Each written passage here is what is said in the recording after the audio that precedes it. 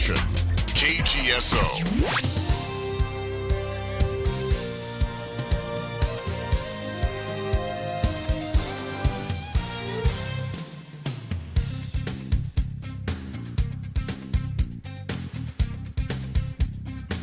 Good morning and welcome into the game plan on this Tuesday morning, right here on the Sports Leader, KGSO. Been doing it for over 20 years. Thank you so much for making us part of your day at 1410 AM, 93.9 FM. You can listen to the show live online at KGSO.com. You can also listen through our KGSO app. You find that in the App Store at SC Wichita. A lot of things can happen off the app. You can call us right on our Maximum Outdoor Equipment hotlines. You can also follow along with all of our social media. You can play games, take trivia questions, keep up with our schedules. All kinds of things go on our app, but you have to have it downloaded. No matter if you have a Droid or an iPhone, you'll find it, SC Wichita, in the App Store. And, of course, we're streaming across multiple platforms, Facebook, YouTube, X, and Twitch TV. Doug Downs, Chuck Fairweather hanging with you for the next 3 hours. Chuck, how you doing this morning? What up? You know, just another day of sports. A lot going on right now. Had, obviously, World Cup games. We're going to get into that. Womp, womp. The NFL has released a couple of good lists. Yes! We love a good list in the offseason. We love lists. So we'll be talking about that. The Royals, I don't know what the hell happened to them last night, but they just took, or yesterday afternoon, I guess, they just took batting practice against the Phillies.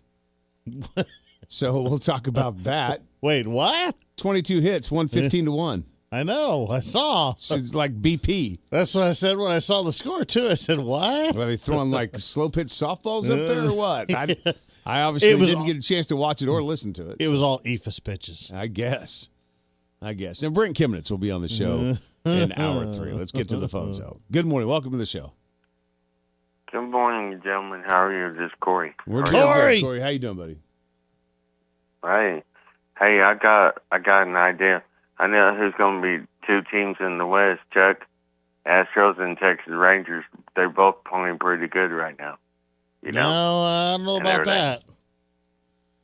I don't know. It just, you know, I believe they're talking, Texas Rangers talking to that gentleman on the second baseman for San Francisco right now. Yeah? They hadn't got the deal finalized, but they're talking to the team to get him and everything to where they can make a push and everything. Probably shouldn't forget about the Mariners since they are the ones actually leading the West. Yeah, the Astros last night, a weird ball game they had against the Washington Nationals. They put up 6 runs in the top of the first 3 innings, but they give up. And they gave up 1 in the bottom of the first, not a big deal. But bottom of the third, they give up 5 to. It was a tie ball game. And then the bottom of the 5th, they give up 6 more, and lose 11-12. Yeah, so it was a odd ball game yesterday for the Astros. Not very good pitching, you know, which I've said so far all season long that that's been their Achilles heel, and I think that's where they're going to make a move at the trade deadline. So, yeah, you know, Doug, a lot of trade deadlines in August, and we'll see who all turns around and buys or sells. You know, this year, you know, when it comes to Major League Baseball, they're talking about moving that trade deadline. Golly, that trade deadline up. By the way, that's part of the new. Are they really? CBA for Major League Baseball. Yeah, moving it more into July. Well, I know teams would like that when you got to give up so much capital and you don't get a guy basically except for August and September for your late playoff push. If you're gonna trade for a guy and give up a lot for him, you'd like to have him on your squad and have him maybe make a little bit more of an impact. So I know teams would certainly that's probably something teams are pushing for more so than the players. I've never understood mid-season trades in any of the sports. I wish they'd stop them completely. Why? Because why? No, I think it shakes things up. I disagree with you. It's one of the talking points.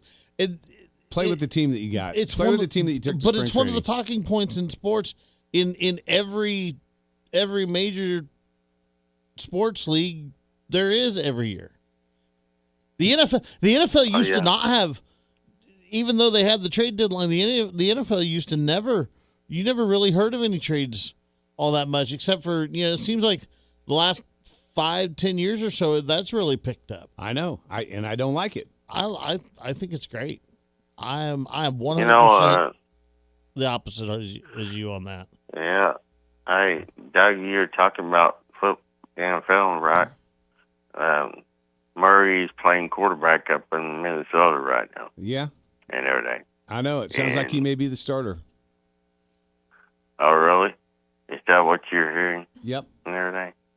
Yeah, it's just, he's an Oklahoma quarterback and did really well at Oklahoma and everything. And, he was down in Arizona for a long time, and then he come back up to Minnesota, and they gave him a chance and stuff, big time, I believe Holmes, Chuck, will be ready for that deal, that first game. We'll see. We'll have to see. It's Doug. Was it 2 or 3 weeks from today when training camp starts, or what? Oh, I haven't even looked up the official so. date, Corey. I really don't know. It's usually around the first part of August, end of July, first part of August.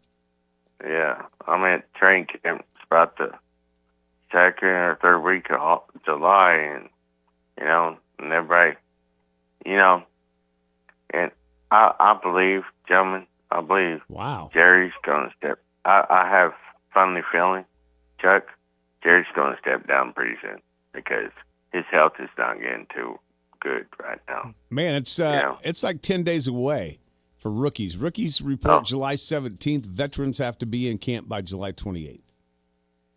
Oh, dang. Yeah. Hey, Doug, did you hear me? I think Jerry's going to step down pretty soon because his health is not doing too well. Yeah, that'd be the only reason why he'd ever step down is if his health starts going away. Other than that, he's not stepping down anywhere. Yeah.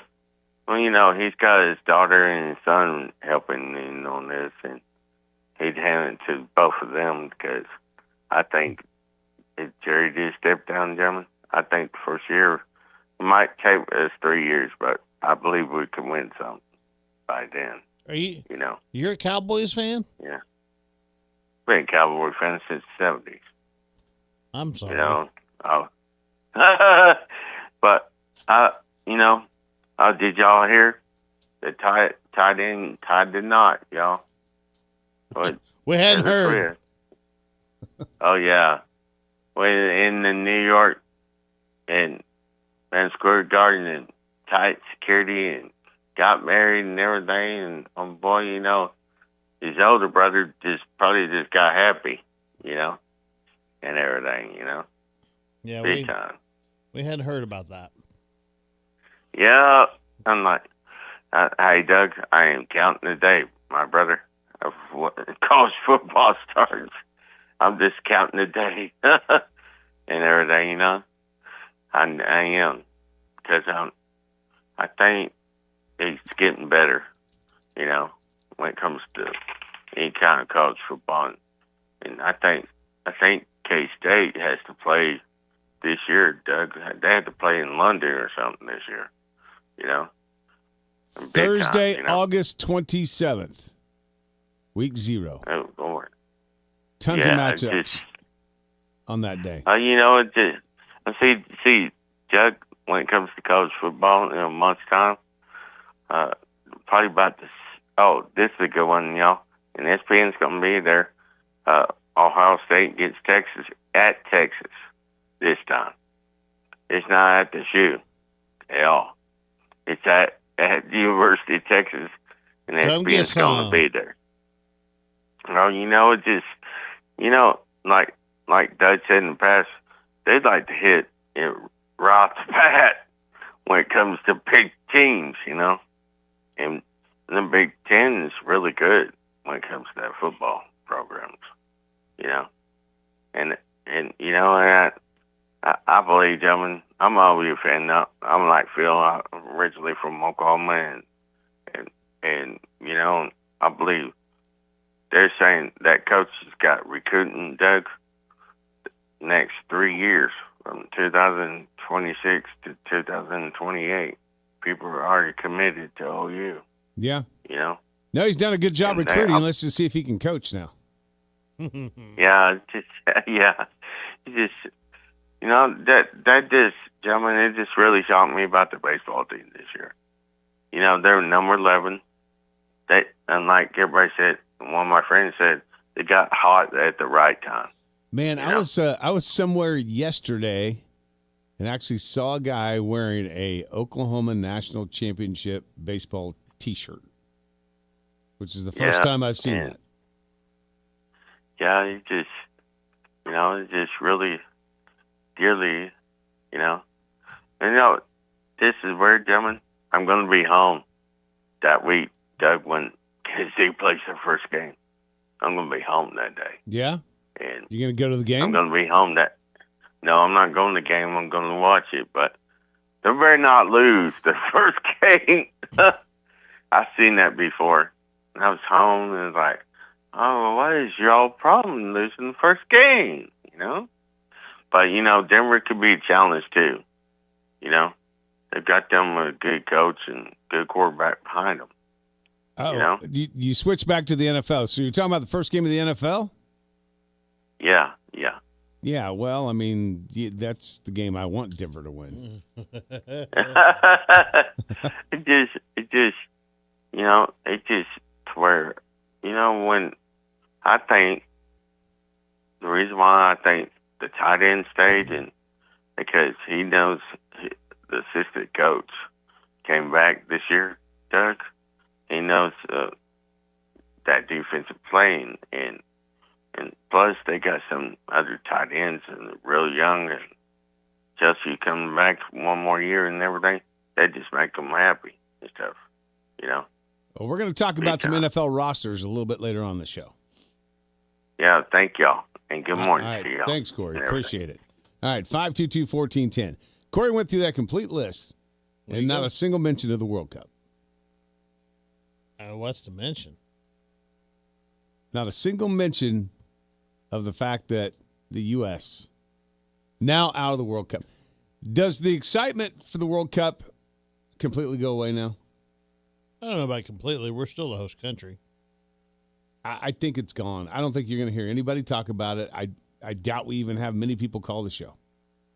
With the United States and Mexico both being out, I think the interest in the United States will be very, very low. I don't think that's true. I do. Ronaldo's out, another big star. His team gets beat last night by Spain. So I think that you're going to see the excitement fall completely off.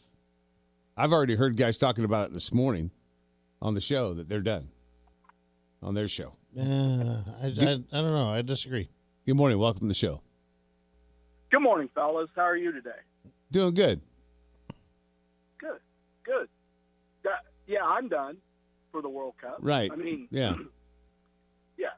I mean, I was a one and done because I ended up watching pretty much a complete game last night.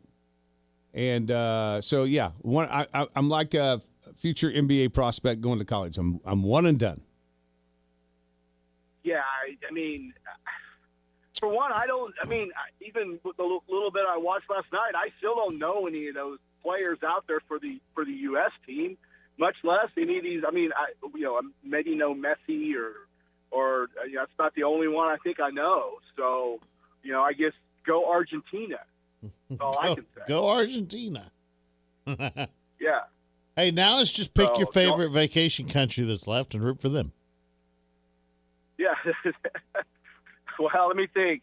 I'm trying to think of the 10 teams left in. Yeah, I don't. Maybe it is go Argentina. I don't know. Not going to Egypt. So no.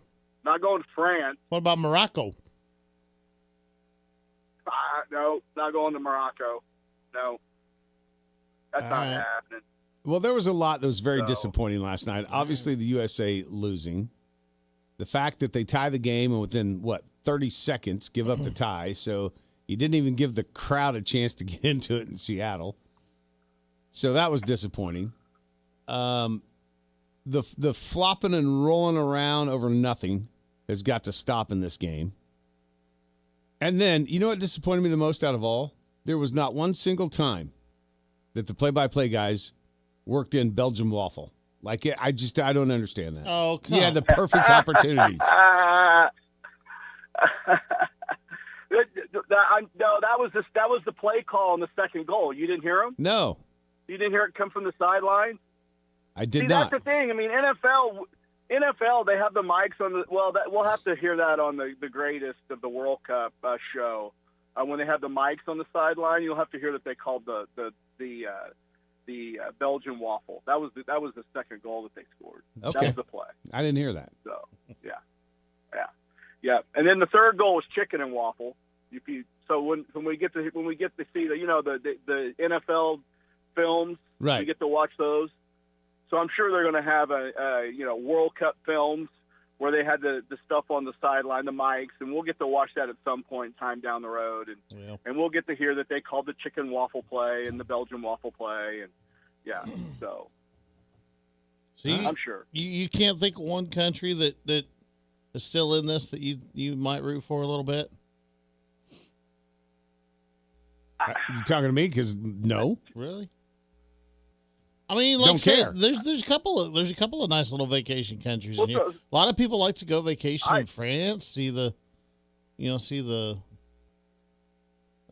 some sights over in France or Spain. I'm kind of a Switzerland guy myself. I think Switzerland would be cool. Yeah, I couldn't even tell you who's still Switzerland's in it. not. Let's go Switzerland. Trust me, I've been there a few times. Switzerland's not a bad place. Yeah. Except you really can't find anybody that's really from Switzerland. They're either from France or they're from Germany, and they live in Switzerland. Too cold, too rainy. Which yeah. So, but yeah, Switzerland's not a bad place. So, but probably Argentina. I'd go to Argentina vacation. Spain, I would definitely go to Spain, probably to vacation. So maybe those two. Well, let's put Spain and Argentina in the finals, and then that'll make me happy, I guess.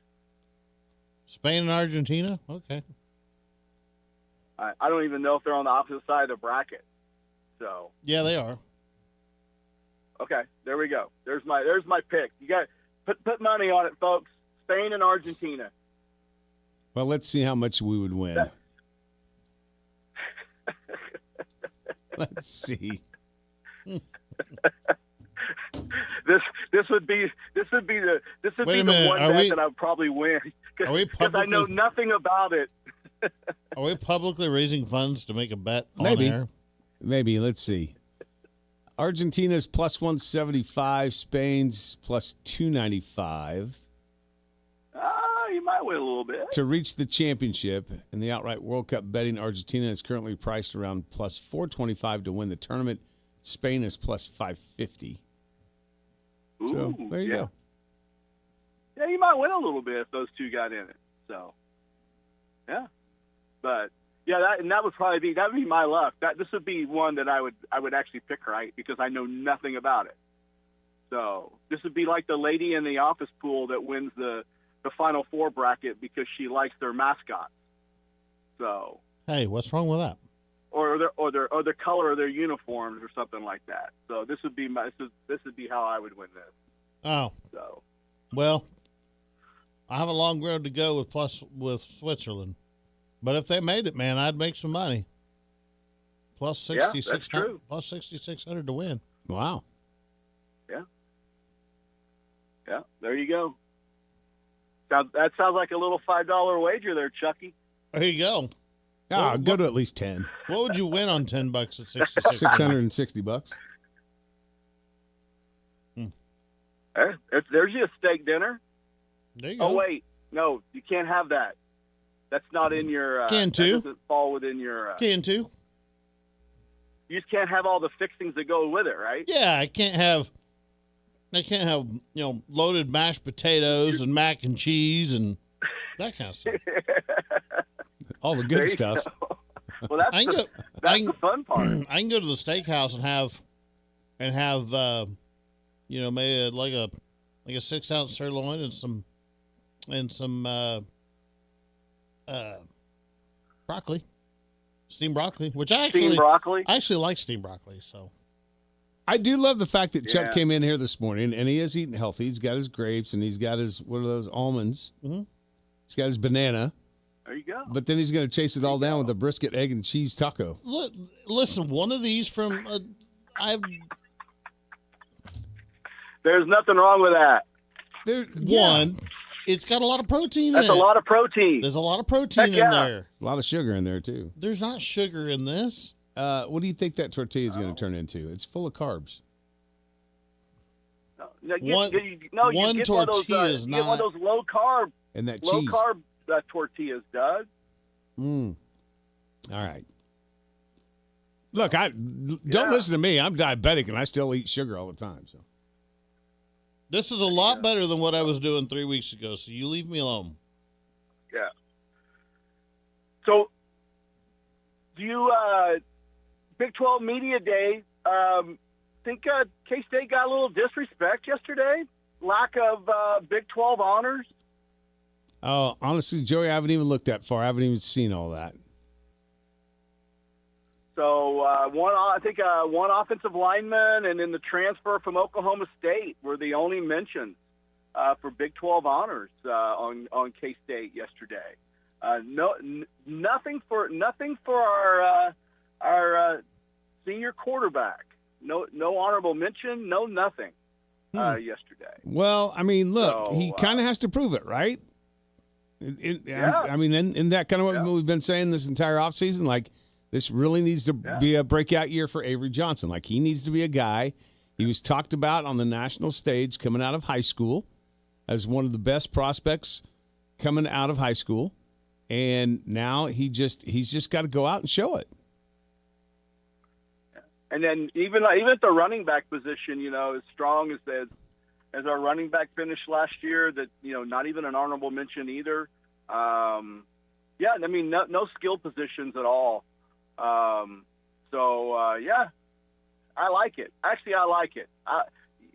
Over the history of K-State football, we have been at our best with that chip and lack of recognition. So put us at the bottom when the preseason rankings come out, because that's usually when we do our best. And don't recognize anybody, because that's usually when everybody kind of steps up and does our best. So, I kind of like this.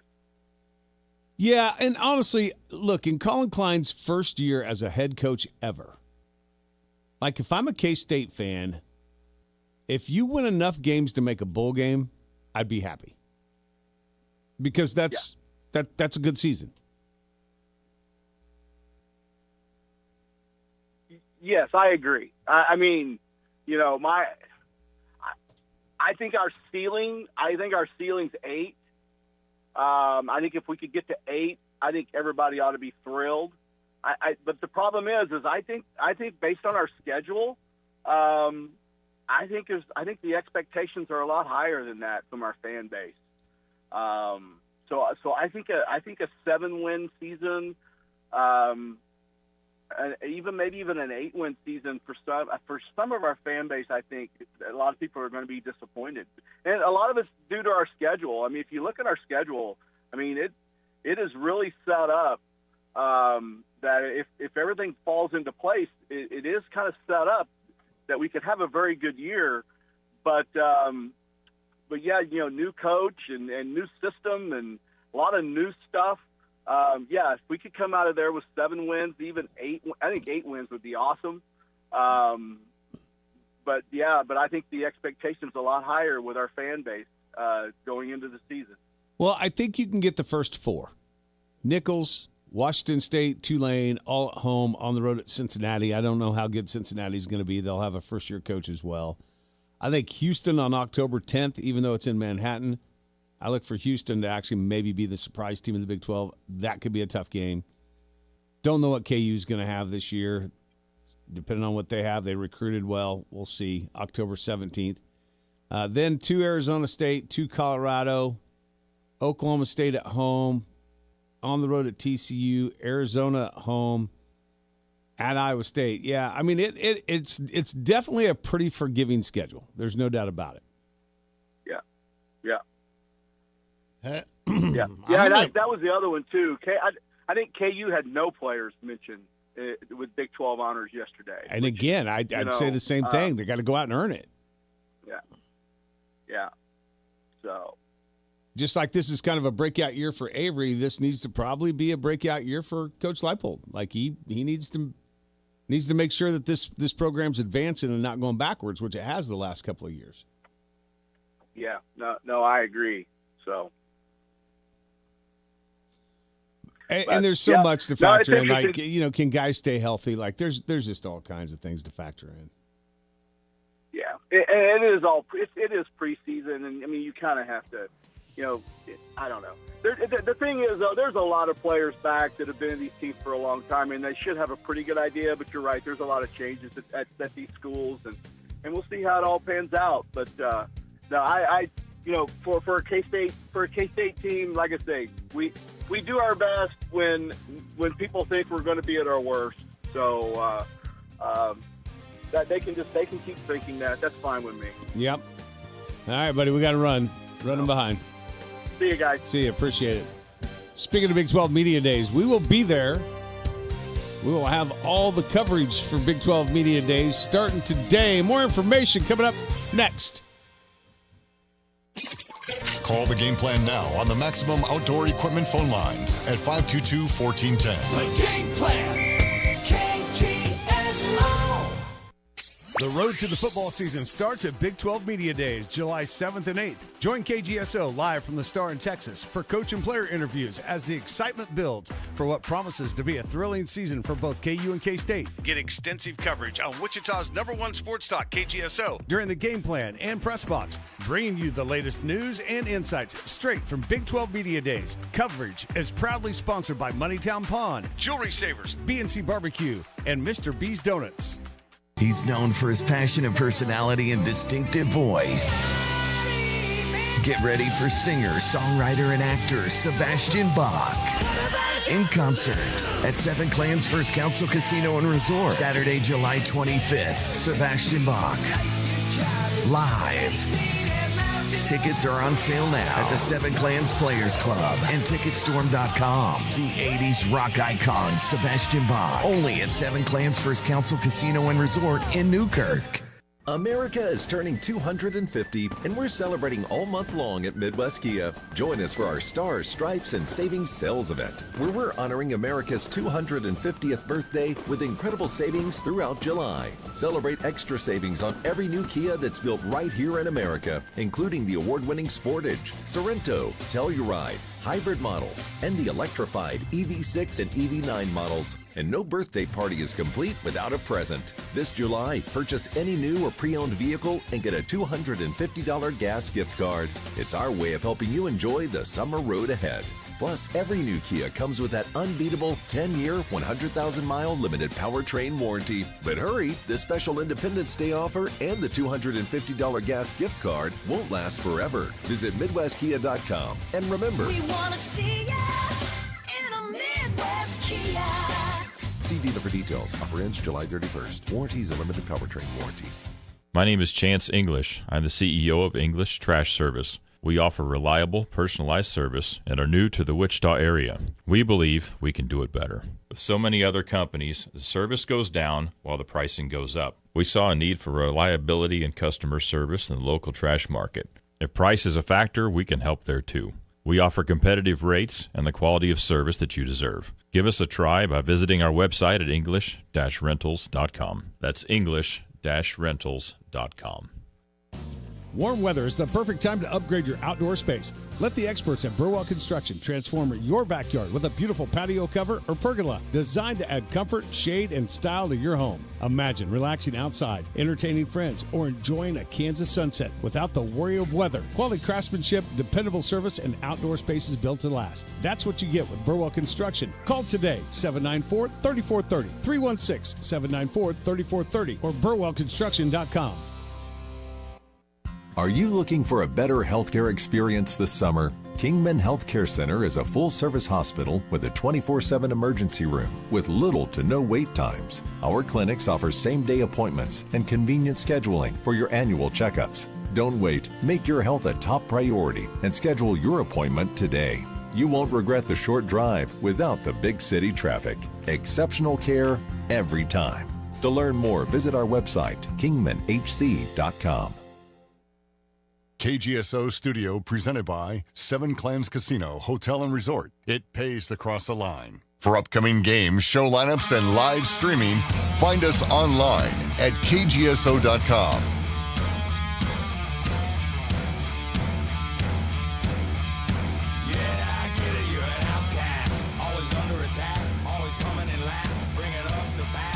It's that time of year where you're out pulling trailers, RV or campers, boats, motorcycles, whatever it is. Make sure you have the right equipment. You can do that with our friends at Truck Stuff. They'll get you all hooked up on all the hitches and towing gear that you need, all of the suspension you need to make sure your vehicle rides level. They've got a complete shop that can take care of all that for you as well. So not only can you buy the best products out there, but you can get the best service and get it installed with the professionals at Truck Stuff. 427 North Washington.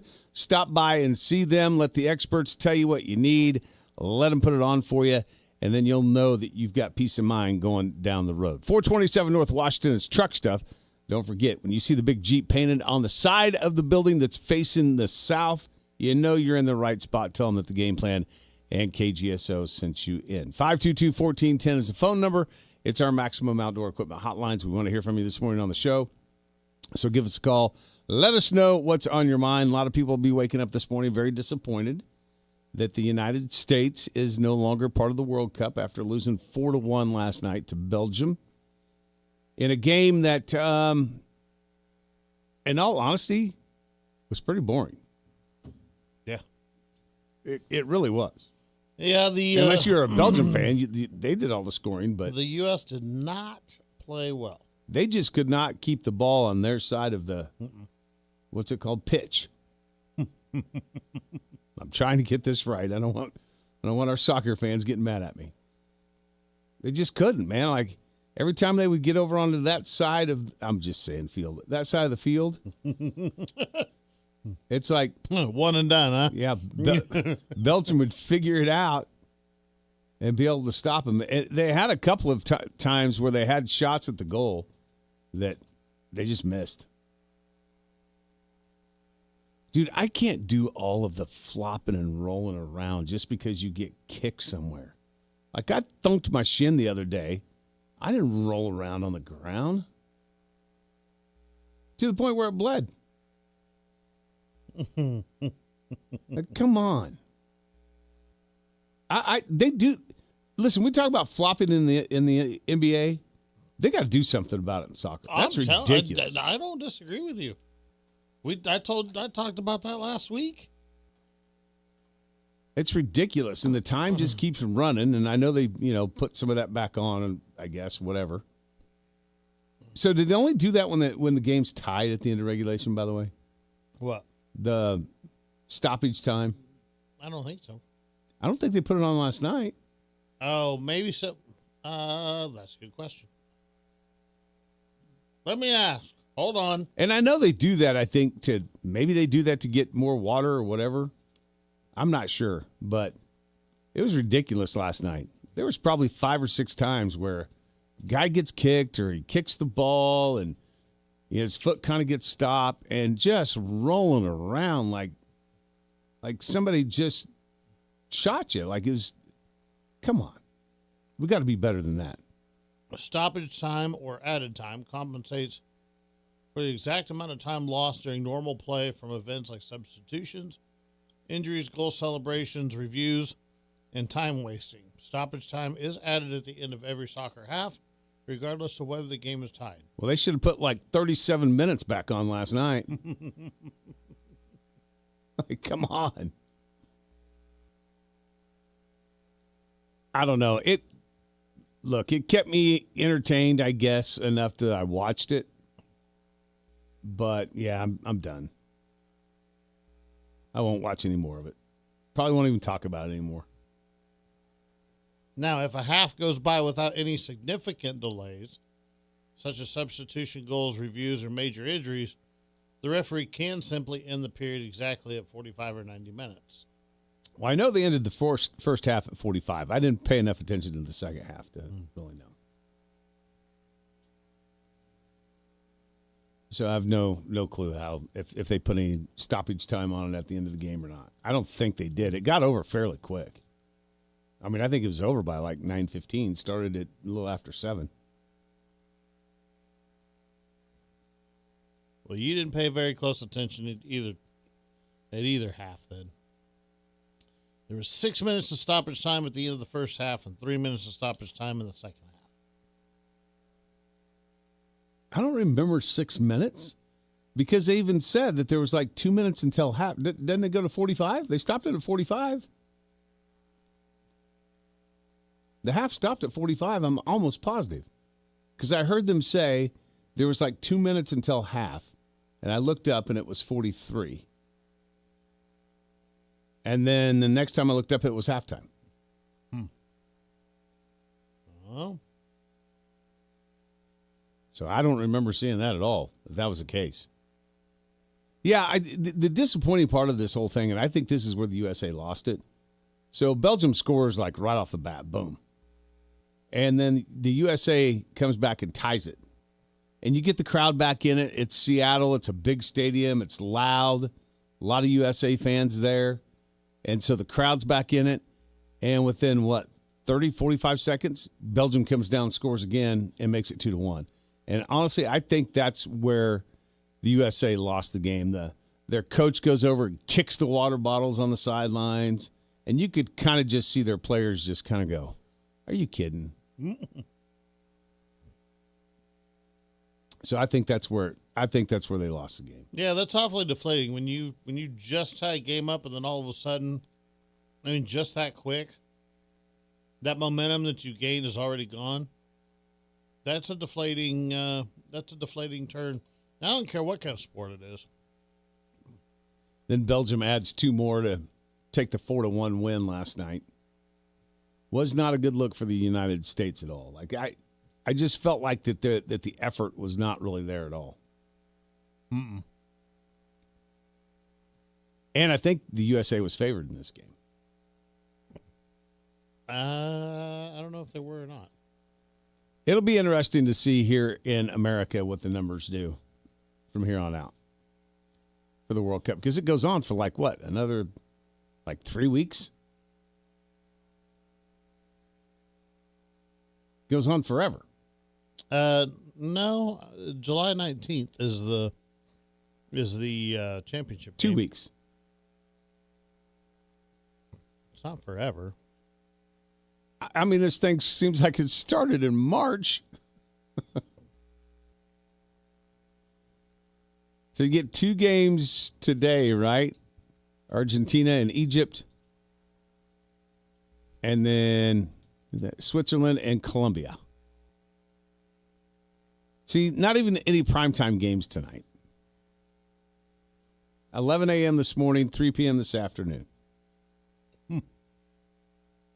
So primetime games done. Let's see if there's any. Yeah, July 9th. Started the 11th. Thursday, only 1 game, 3 o'clock. Started the 11th of June. It'll be over the 19th of July. It's a world tournament that lasts 6 weeks. A month. And not even the as long as the NBA playoffs. Well, I will give soccer this credit. They don't take as many days between as the NBA. Although they're playing tonight and not again until Thursday. Or this afternoon. Well, I think they do take as many games between, or as many days between games, but they don't play 7 games per series. No, and there's a lot of teams, so it doesn't seem like they're like the U.S. was off. When did they play last? Like last Wednesday or something? Yeah, Thursday. like so they were off 4 or 5 days. Yeah. Which I give them a lot of credit, and honestly, if anybody deserves the days off, it probably is the soccer players. Dude, that is a lot of running. That's a lot of running. That's a big field. Yeah. Well, United States out of the world. They had the last time they advanced past the round of 16 was 1930, which was the inaugural tournament. That was it. They have been to the round of 16 3 other times. Well, I guess 4 if you include 1930. Really? Yeah. Last time was 2022. Well, try again.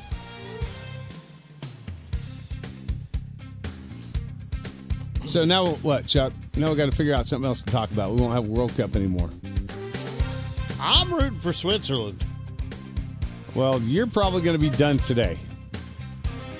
All right. So then what? I don't know. I got auto racing I can talk about, but nobody wants to hear about that. Well, probably as many people as wanted to hear about soccer. See, so why don't we talk about it more? Back after this. This portion of the game plan brought to you by Southwestern Remodeling, Wichita's full-line remodeler since 1970. See our project galleries at southwesternremodeling.com. The game plan. KGSO. This is The Herd. You got to be consistent. With Colin Cowherd. Mike check. Walker Kessler, a legitimate defensive big. This is what I've been preaching now since the new Laker owners, Dodger owners came in. It's not about clinging to the past. It's about spending money and looking through the windshield, not the rear view mirror. This is The Herd. Weekdays at 11 a.m. right here on KGSO and on the SC Wichita app. Go hog wild, pit barbecue. Hog wild, get some for you. Asking my favorite Hog Wild menu item would be like asking who is your favorite child. It's impossible. While I love all of our award-winning barbecue options, I've got a real soft spot for the Carolina pulled pork sandwich. Hi, I'm Josh Wissing, Hog Wild partner and general manager at 47th and South Broadway. I love turning customers onto the Carolina pulled pork sandwich. We serve our tender, slow-smoked pulled pork on a soft bun and pile it high with tangy coleslaw. There's nothing else on the menu like it. The added bonus, you still get to have a side dish like curly fries or baked beans. When you're craving familiar, but in the mood for something new, Hog Wild's Carolina pulled pork sandwich is the answer. Order online at GoHogWild.com. Hog Wild Pit Barbecue, 6 locations in Wichita, also in Derby, El Dorado, Hutchinson, and Salina. Go hog wild, pit barbecue. Hog wild, get some for you. But don't be late, we close at 8. For over 55 years and 2 generations, the Southwestern Remodeling Professionals have been providing homeowners in the Wichita area with a truly unique luxury remodeling experience. From the initial consultation through project design and production, our team provides concierge-style service with a true focus on the best quality products and professional installation. Are you ready to experience something truly different? Give us a call today at 263-1239 or visit southwesternremodeling.com. Imagine a tropical paradise where the sun always shines and the fun never ends. Welcome to Blast Off Bay, the ultimate indoor water park. Catch a wave on our state-of-the-art surf machine, unwind with a cold drink at the poolside bar, or relax in our warm, inviting hot tub. Then get ready for thrills on 11 exciting water slides that'll take your breath away. Hungry? Enjoy pizza, burgers, wings, and more. Open 365 days a year with a perfect climate every day. Don't wait. Plan your escape today to Blast Off Bay. Wichita Wind Surge Baseball is back at Equity Bank Park. Bring your friends, bring the family, and enjoy an exciting night of baseball right here in Wichita. From big hits to family-friendly promotions and special theme nights, there's always something happening at the ballpark. For the full schedule of upcoming events, follow us on Facebook at Wichita Wind Surge or visit us online at windsurge.com. Wichita Wind Surge Baseball. Don't miss the action at Equity Bank Park. Want more sports talk? Don't forget to join us on all of our socials at KGSO Radio.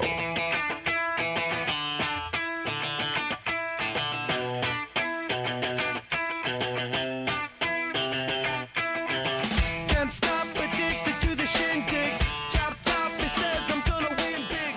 So I think my problem with this kind of music is we seem to get into a rut where we play all of it like back to back.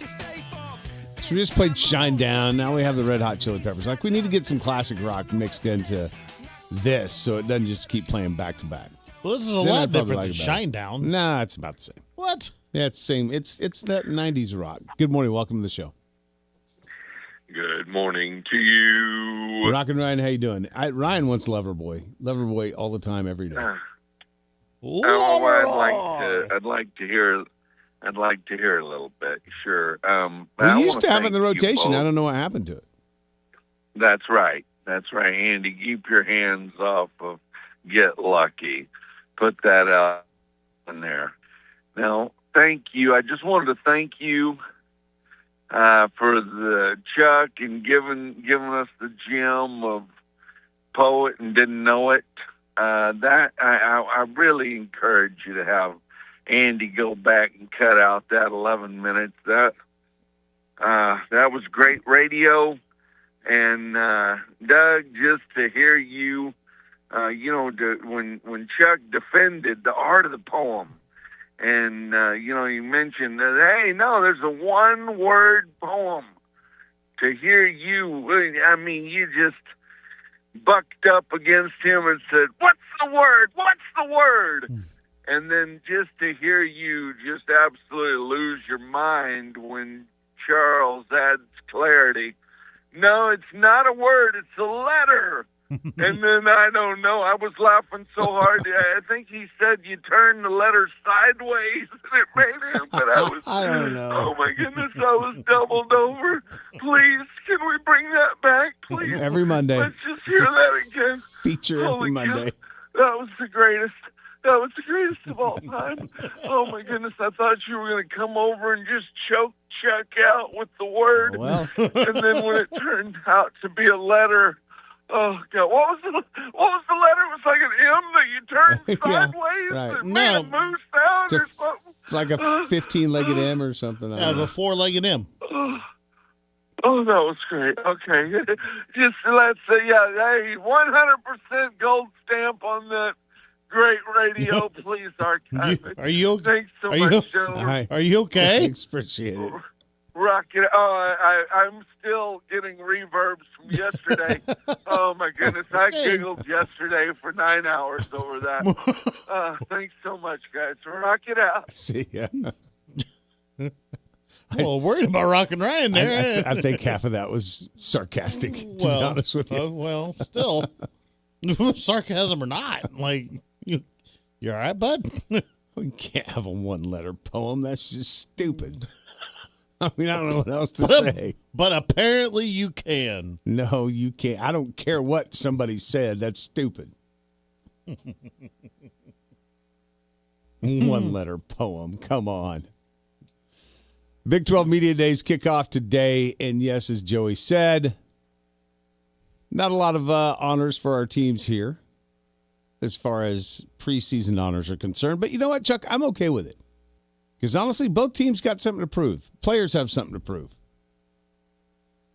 Like these media members that put this together and these coaches and everybody that vote on this stuff. Like last year, they didn't even have a preseason poll, a coach's preseason poll. I doubt if they do it again this year. That's because they were so badly wrong. Well, they were the year that Arizona State won it. Probably not the proper way to put that, but if you look at so horribly wrong.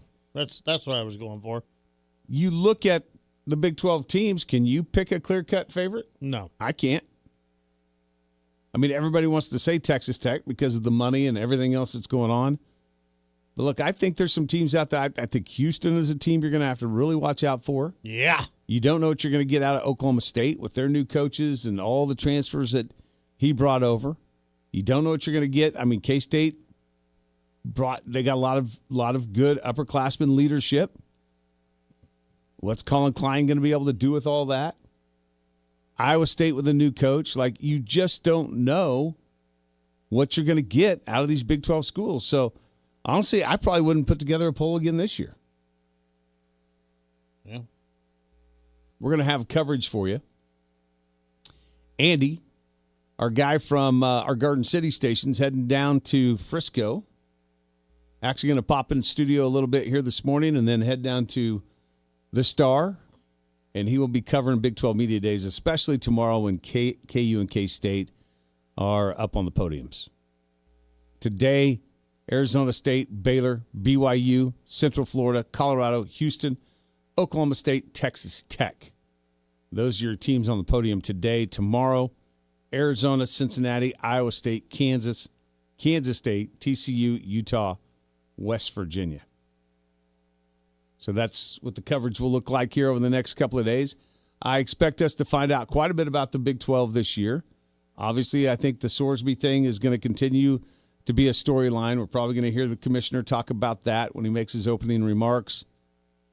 I think the college football playoffs will be a storyline. Why would the Sorsby thing still be a storyline? It's over. Because I think what people are going to want to know more than anything is that if this happens again, what did you learn on how to handle this? If something like this happens again.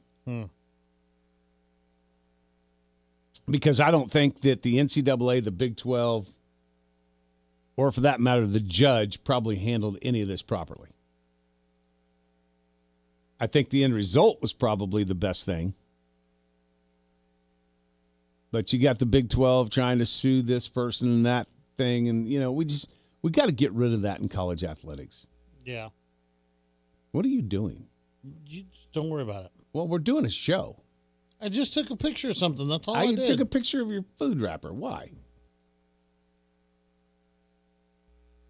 I'm tracking my stuff here. Well, you can do that during the break.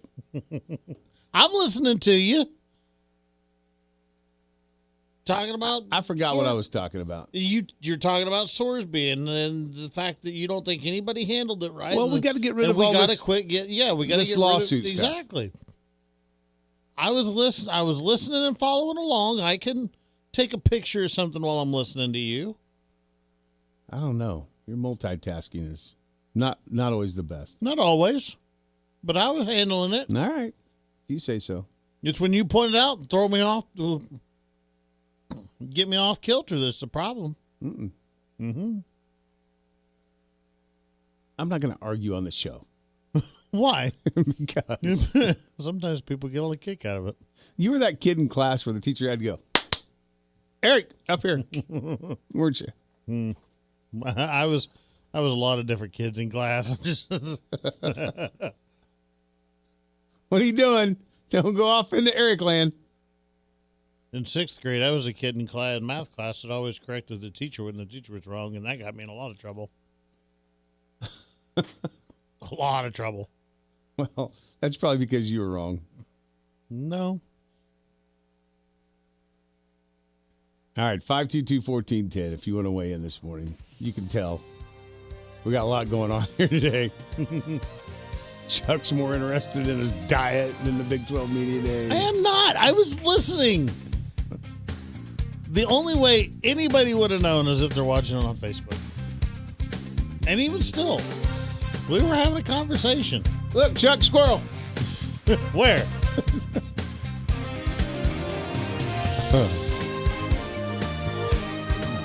Just going to do it for hour one. We have some lists to get to in hour two. I love a good list. Top 100 list and who has the best roster in the NFL. We'll talk about those next. Yes. Your latest news on KGSO. From the news desk, I'm Andy Hoosier. Many veterans are officially back up at the surface after their 4th of July underground to escape fireworks, with the program being called Mission Underground, as the nonprofit organization from Wichita Passageways ended up partnering with Stratica in Hutchinson, taking more than 22 veterans down underground into the museum salt mines on Saturday night and Sunday. It's like a instant kind of a panic attack, I guess. Takes you back to bad memories. Immediately, I was like, this is the coolest thing I've ever heard of. It's invaluable. It was probably one 4th of July with no stress. It was nice because you didn't have to worry about that noise happening, and affecting your night. According to Passageways, they say it was a great success and are already starting signing veterans up for next year with the second annual Mission Underground. In other news, investigations are still ongoing from the Wichita Police Department after vandalism at a Southwest church in Wichita. According to the police, they say they reported anti-Semitic hate speech that was spray painted on the outside of the Glen Park Christian Church. News on KGSO is brought to you by Phil's Coins, buying, selling, and trading coins, bullion, and jewelry. It's 9344 West Central and online at philscoins.com. The World Cup is over for the United States as they lose last night in the round of 16 to Belgium 4-1. If the United States could have got it done last night, it would have been the first time they advanced past the round of 16 since 1930. A lot of scoring for the Royals yesterday as they take the series from the Phillies 2-1. The Royals win yesterday 15-1. They had 22 hits in the game, including 4 home runs. The Wichita Wind Surge was off last night. They will begin a series at Equity Bank Park tonight against Northwest Arkansas. That's sports. I'm Doug Downs. Sports Report brought to you by Burwell Construction. Decks, pergolas, patio covers, roofing, siding, windows, guttering, and more. 316-794-3430 or online at burwellconstruction.com. If you're like me and have to wake up early to go to work, there's no better stop than Mr. B's Daylight Donuts in downtown Goddard. At Mr. B's Daylight Donuts, you'll find donuts made fresh every day. My personal favorite is their glazed donuts. They also have biscuits and gravy, hot coffee, juice, milk, water, whatever it is you want to wash it down. Make Mr. B's Daylight Donuts in downtown Goddard your first stop every morning. Mr. B's and Daylight Donuts, something to crow about since 1954. Looking for a new-to-you ride? For over 70 years, customers have trusted Rusty Egg Ford with quality vehicles and exceptional service. We have 500 used cars available with 150 Ford Blue Advantage certified. From fuel-efficient cars to tough trucks and versatile SUVs, you'll find quality, value, and selection all in one place. That's peace of mind with every mile. Buy with confidence at Rusty Egg Ford. Visit rustyeggford.com. Family owned and simply the best place to buy. See dealer for details. This is The Herd. The Herd. You got to be consistent. With Colin Cowherd. Mic check. Trading Supermax players, bro, it's hard. Cost control is everything. The Milwaukee Bucks were offered Jaylen Brown, All-NBA, 2 first-round picks. The Milwaukee Bucks said, nah, we'll take Tyler Hero, rotational players, and more picks. That's the new NBA. This is The Herd. Weekdays at 11 a.m. right here on KGSO and on the SC Wichita app. Ag News from the Mid-America Ag Network. I'm James Guerin. Turning to animal health, livestock producers are on high alert as confirmed U.S. cases of New World screwworm rise to 32 across Texas and New Mexico. State officials are tightening animal movement rules while researchers fast-track gene editing technology to contain the flesh-eating parasite before it gains a permanent foothold. K-State dairy specialist Mike Brook tells us what Kansas producers need to keep a watch out for. So as a Kansas producer, what should you be concerned about? Well, number one, if you would be happening to travel into Texas, I'd encourage you to make sure you take a look at the most current screwworm location map to make sure that you're not traveling into an area that's actually under quarantine. If you do travel into an area that's under quarantine, you just want to make sure that, number one, if you're moving any animals, that you have the proper authority to do that, because we are controlling movement of animals out of those zones where we actually have a quarantine in place. And again, we really don't want to carry this any further north by moving animals, so it is very important that we follow those quarantines. It's also important that if you travel into one of these quarantine areas that you carefully check to make sure that you're not bringing any screwworms north with you when you return. So it's not very likely that you would see it in humans, but it is very possible, although not as common as we would see in animals. On your dairy farms, what should you be thinking about? Well, number one, make sure you just keep a very close eye on any animals that might have wounds. Make sure you treat those. In your calving area, be especially diligent in observing your newborn calves, as the umbilical cord area is a primary place where we sometimes find the screwworm larva. Ag News from the Mid-America Ag Network. A sunny and mild start to your day today in and around Wichita. We're going to heat it up this afternoon. A lot of sunshine on the way, a high near 91. Factor in that humidity, it will feel a little bit hotter. Southeast breeze at about 5 to 10. Tonight, we're starry. Lows dropping to 70 degrees by morning. For your day on Wednesday, lots of sunshine still on the menu, a high near 95. It's Wednesday night. We see a chance of a shower or thunderstorm. In the Cake First Alert Weather Center, I'm meteorologist Frank Waugh. At 7 o'clock, it's currently 88 This degrees. is Wichita's sports station, K230BY, 93.9 FM, 1410 AM, and 99.7 HD3. KGSO Belle Plaine, Wichita. Broadcasting live from the KGSO studios in West Wichita. This is The Game Plan on Wichita's sports station, KGSO.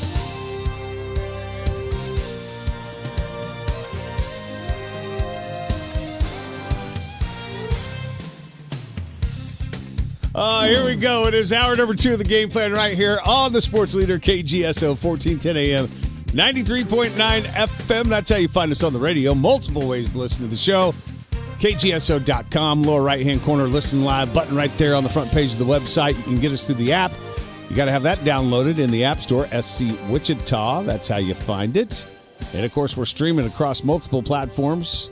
Facebook, YouTube, X, and Twitch TV.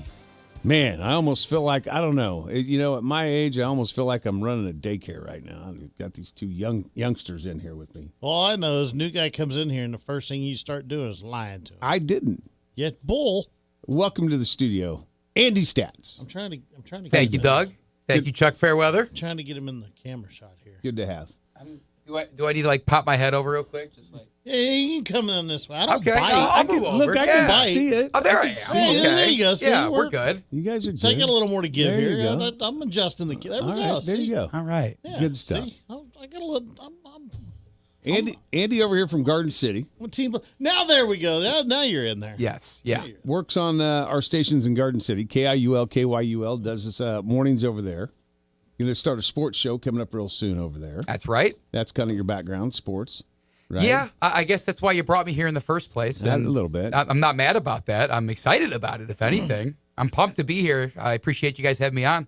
Getting ready to take a little 5-hour trip down south to Dallas and cover Big 12 Media Days. You got to be excited for that. Oh, yeah. Yeah. The drive, maybe not so much. I hear that drive down I-35 is just a whole lot of nothing until you get to Dallas. Look, as soon as you get into Oklahoma, your teeth will start to get loose because of all of the crappy roads. And That's true. But you'll be fine. There is Oklahoma City that it's about 2.5 hours down the road. It splits it up, but there might not be a whole lot in between Oak City.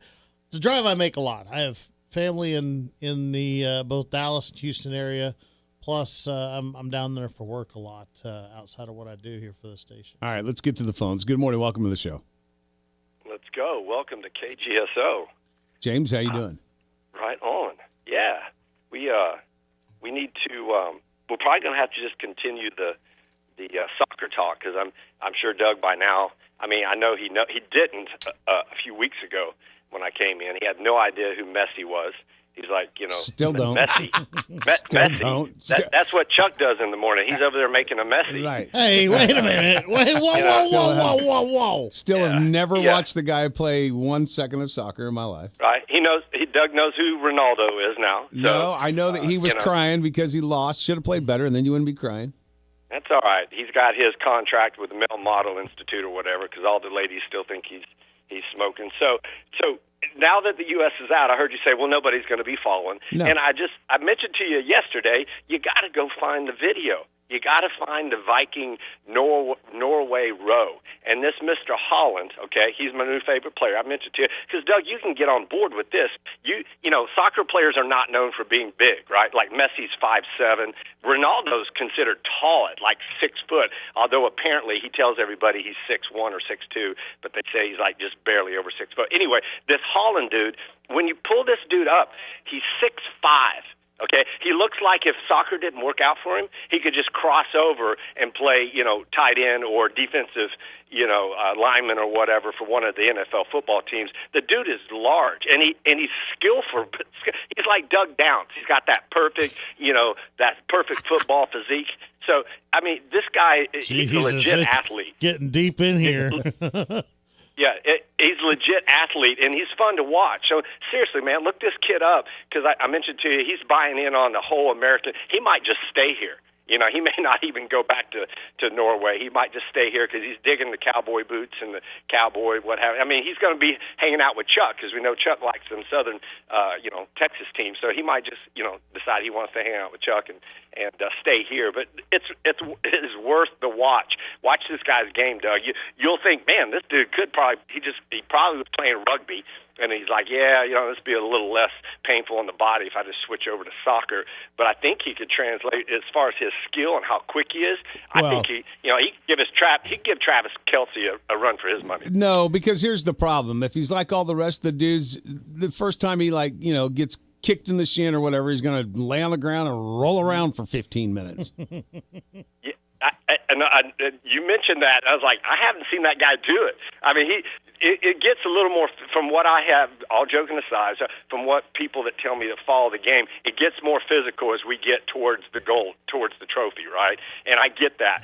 And this dude he gives as much as he takes. I mean, you can go in there and push like one of those goals, that Belgium scored. They literally, the guy that, headed in, he literally shoved our guy into the ground. And there was probably a 4 or 5 inch deep divot because his head and shoulders hit the ground so hard. But the announcers, the people covering, they're like, yeah, that's legal.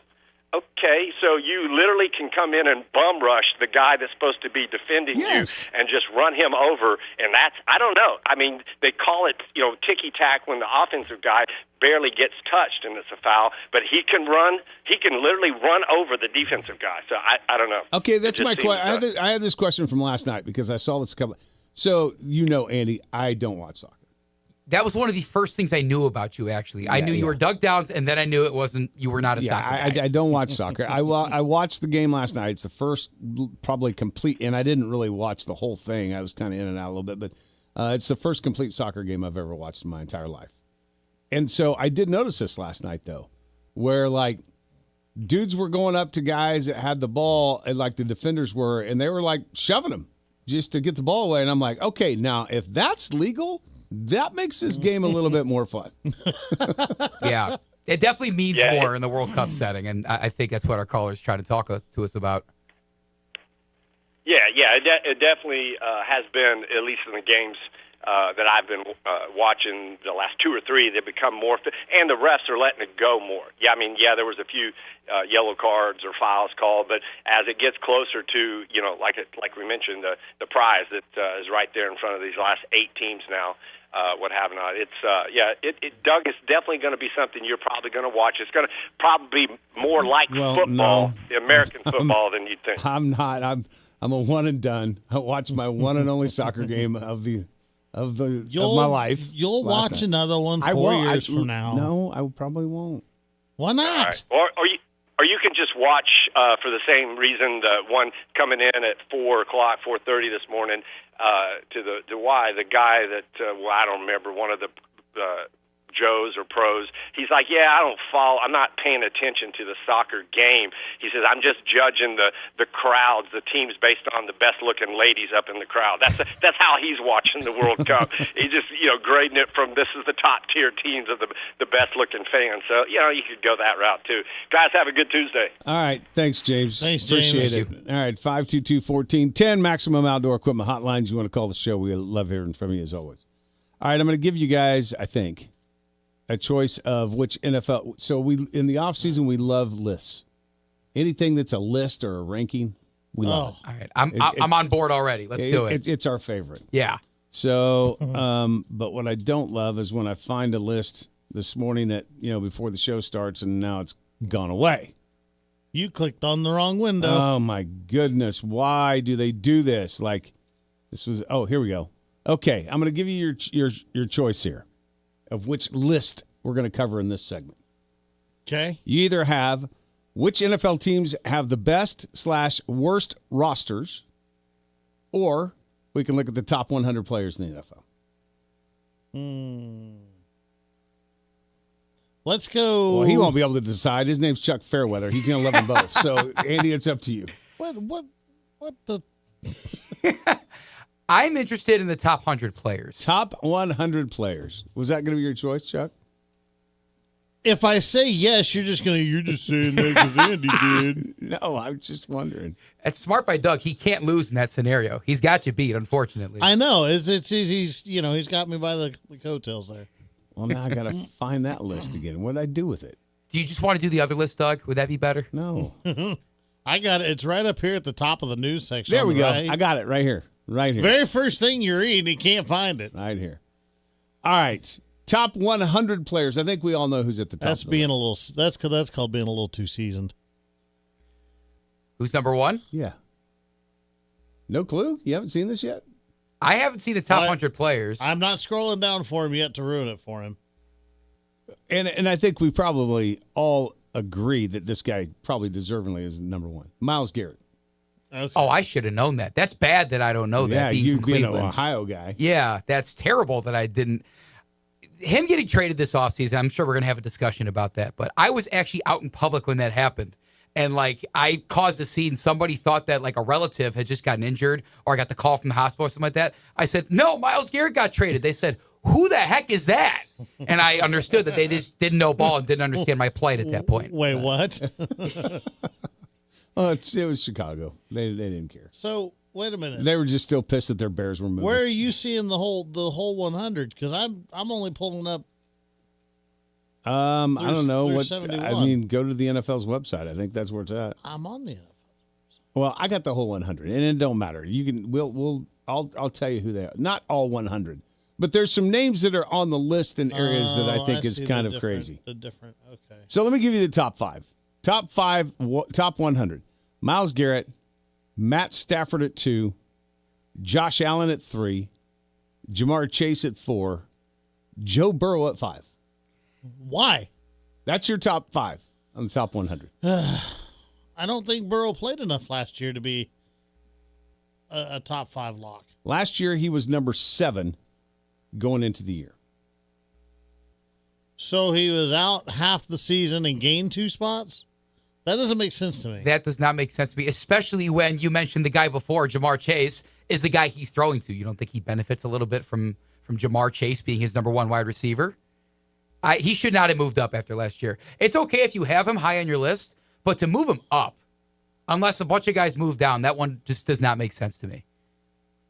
So I heard last night on the press box, Sasha, who is obviously our biggest Chiefs fan that we have around here, said something about Josh Allen. He said, greatest quarterback of all time. And then he went by some of the folks on this station that are delusional. And I'm sure he was talking about me because I said that Josh Allen is the best quarterback in the NFL. I mean, I don't care. I understand that he hadn't won Super Bowls and all that, but the guy is a beast, right? So I still believe he's the best quarterback in the NFL right now.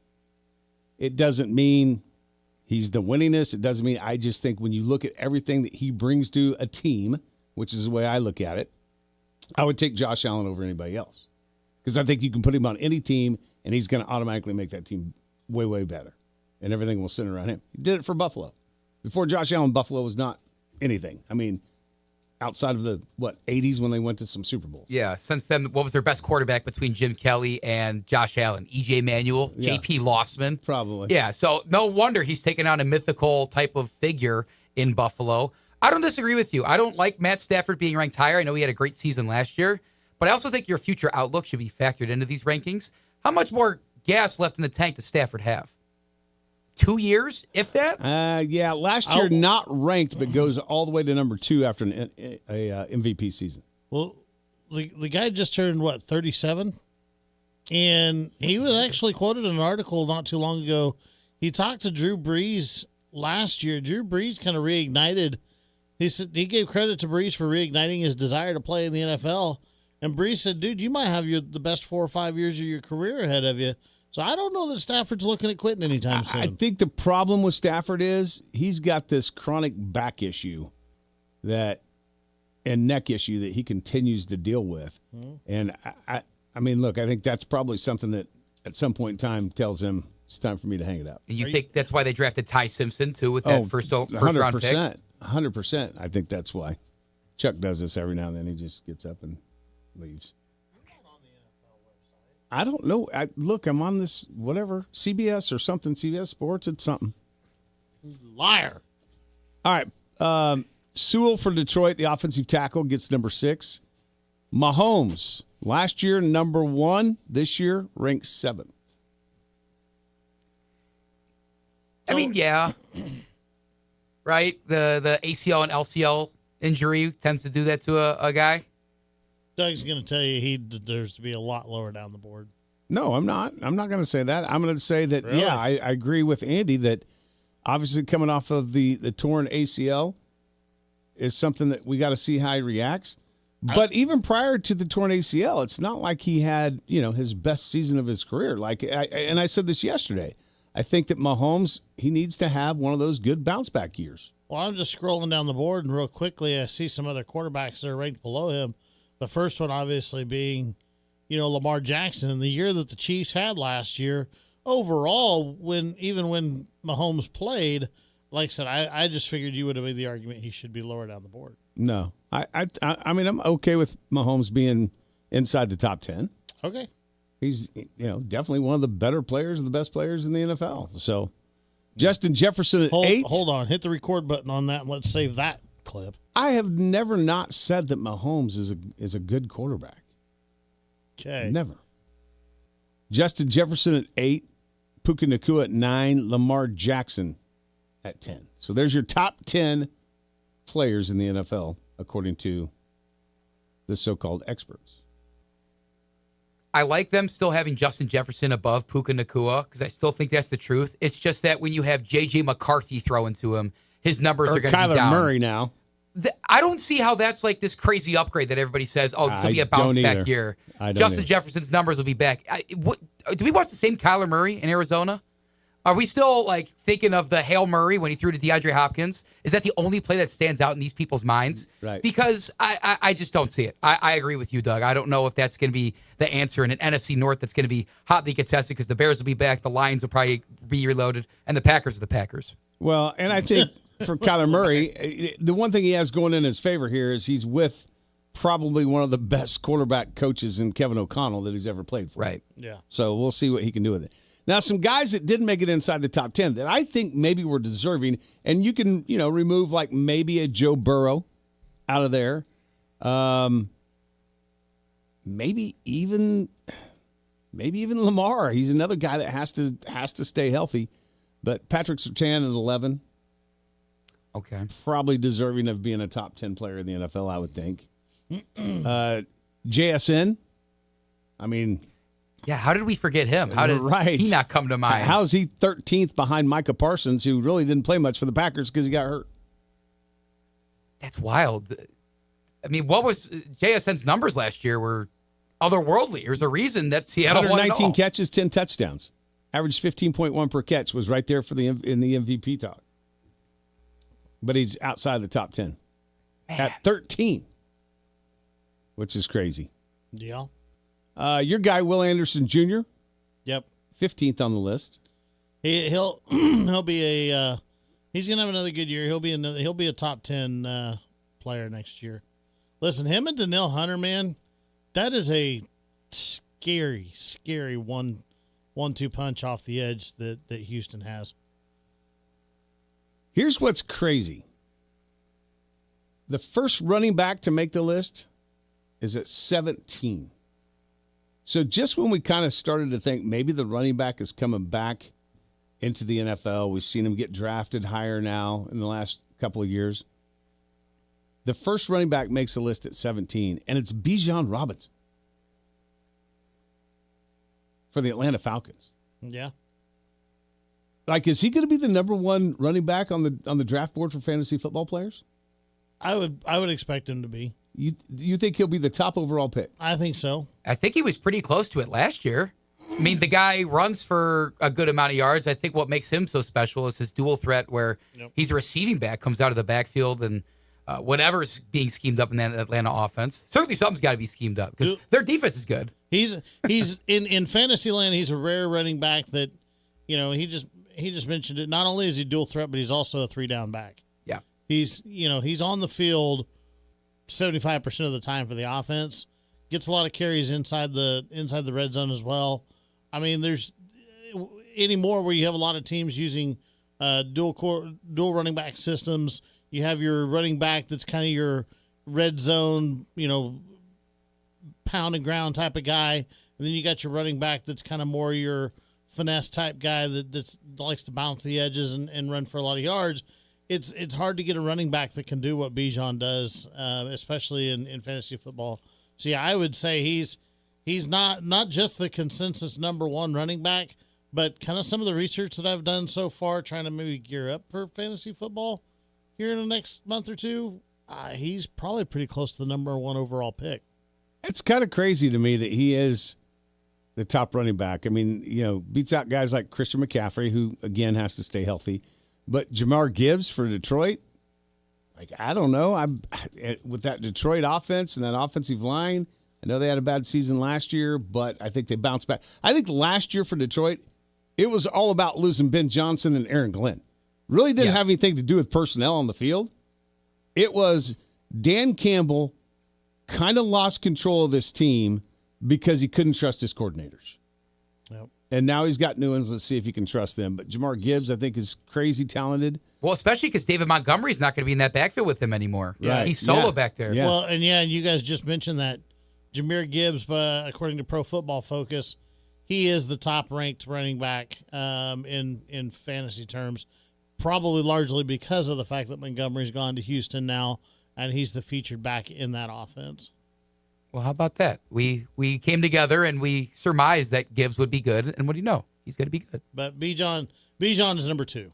Here's the other thing that's kind of a little bit crazy to me. The number one tight end, Trey McBride out of Arizona.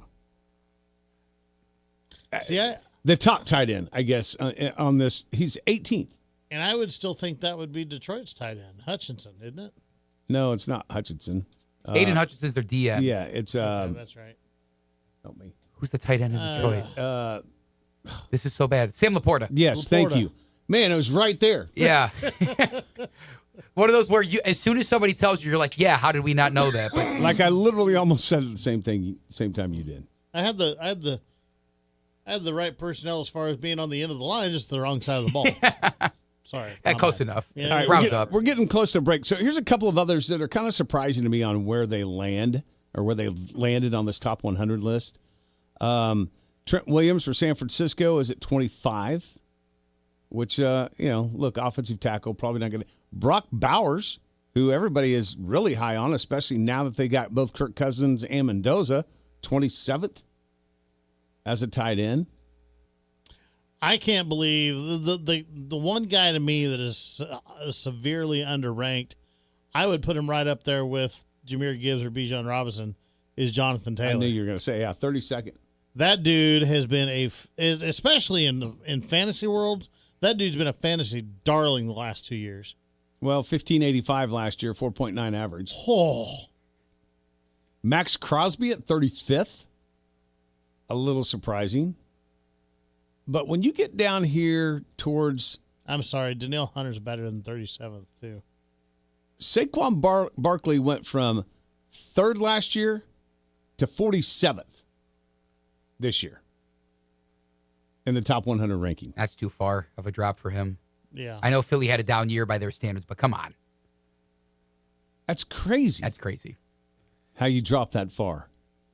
There was another one on here that kind of caught me way off guard. CeeDee Lamb, 60th. Drake May, 61st. He's a guy that, came second in MVP voting, led his team to a Super Bowl, and he's 61st in the top 100 list. Clearly, people want a gut check there because they think he had the easy schedule and then got exposed in the Super Bowl. Did he not, though? Did he not? I'm not disagreeing. That's just the take that people would probably say and why he's so low on the list despite finishing second in the MVP voting. Got handed the Super Bowl in the playoffs by a turnover-riddled C.J. Stroud and a quarterbackless Denver Broncos. Am I right? Well, kind of true. Chuck, you're right on this one. I'll give you that. Thank you. Thank you. I mean, just get Super Bowl in a box, gift wrap with a bow on it. Here you go, Drake May. This one is interesting. What do we think about Chris Jones? Because he's ranked 62nd. That's probably about right. He had some fall off last year. I mean, he's still definitely a top 100 player in the league, but I don't know that he's quite the same Chris Jones. Well, he doesn't play every down. That's the problem. Right, and he's not the same Chris Jones that even from 2 to 3 years ago. It's a big reason why the Chiefs went edge rusher pretty early on in the draft. Yep. Second round, I think they took R. Mason Thomas. I think that's his name. Way too high for Trevor Lawrence at 65. Justin Herbert, 63. Went from 49 to 63. I mean, I don't know why you're saying that about Trevor Lawrence. Herbert and Lawrence finished fifth in the MVP voting. He was a guy that took his team to the playoffs, won their division. Like, what else do you want him to do? Because Herbert and Lawrence both are choke artists. Right along with C.J. Stroud. All three of them. And the Texans are my team, and I'm willing to say that. Caleb Williams not ranked 70th on the list now, inside the top 100. He might be top 15 by this time next year if the Ben Johnson experiment continues going well. Yeah, I think Caleb Williams has a chance to possibly win the MVP. Jaden Daniels and Caleb Williams ranked above Sam Darnold, who won the Super Bowl last year. They put Jaden Daniels in front of Sam Darnold? Yeah, Jaden Daniels is in front of Caleb Williams. He's at 69. Oh, I don't like that. Oh, I really don't like that. No, Caleb Williams ought to be in front of Lawrence and Herbert, too. I would agree. Yeah. After what we saw in the postseason from him, yeah. Who made this list? You guys, your guy, who's probably, in my opinion, the best player on your team, Nico Collins, 79th. Last year was 67th. He dropped. And did you not watch that defense last year?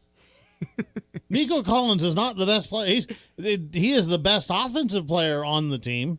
He's definitely by far the best player on the team. He's the best wide receiver and a number one wide receiver. He is not the best overall football player on that team. Who's the best overall football player on that team? Will Anderson Jr., followed by Danielle Hunter, and then Stingley. Okay, I'm not going to tell you that your defense wasn't great as a unit, but when you're going one-on-one, the best player on that team is Nico Collins. No. You're wrong. Bo Nix not ranked last year, 87th. He hates it when I say that. I just let it go because I know because every time I prove to you that I'm not. Let's see, who else do we? Nick Bosa down to 94th, dropped from 35th to 94th. You know who is not on this list? That really, really surprises me because Kamari Lassiter. He's getting paid like a top 10, but Breece Hall not on the list.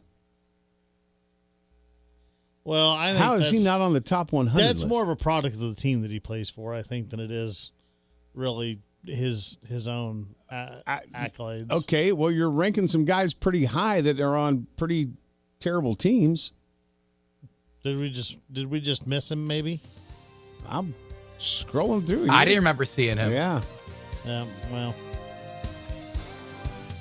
Yeah, don't see him on it. With the numbers he puts up, fantasy folks will tell you, yeah, that's crazy to not have Breece Hall in a collection of the 100 best players in the league. I would think so. No doubt. Let's see, Devin, what do you got for us? Strong take, Packers will finish last their division and miss the playoffs. Sean says Bijan and Gibbs are the top two fantasy picks usually every year. Love a good list. We're back after this.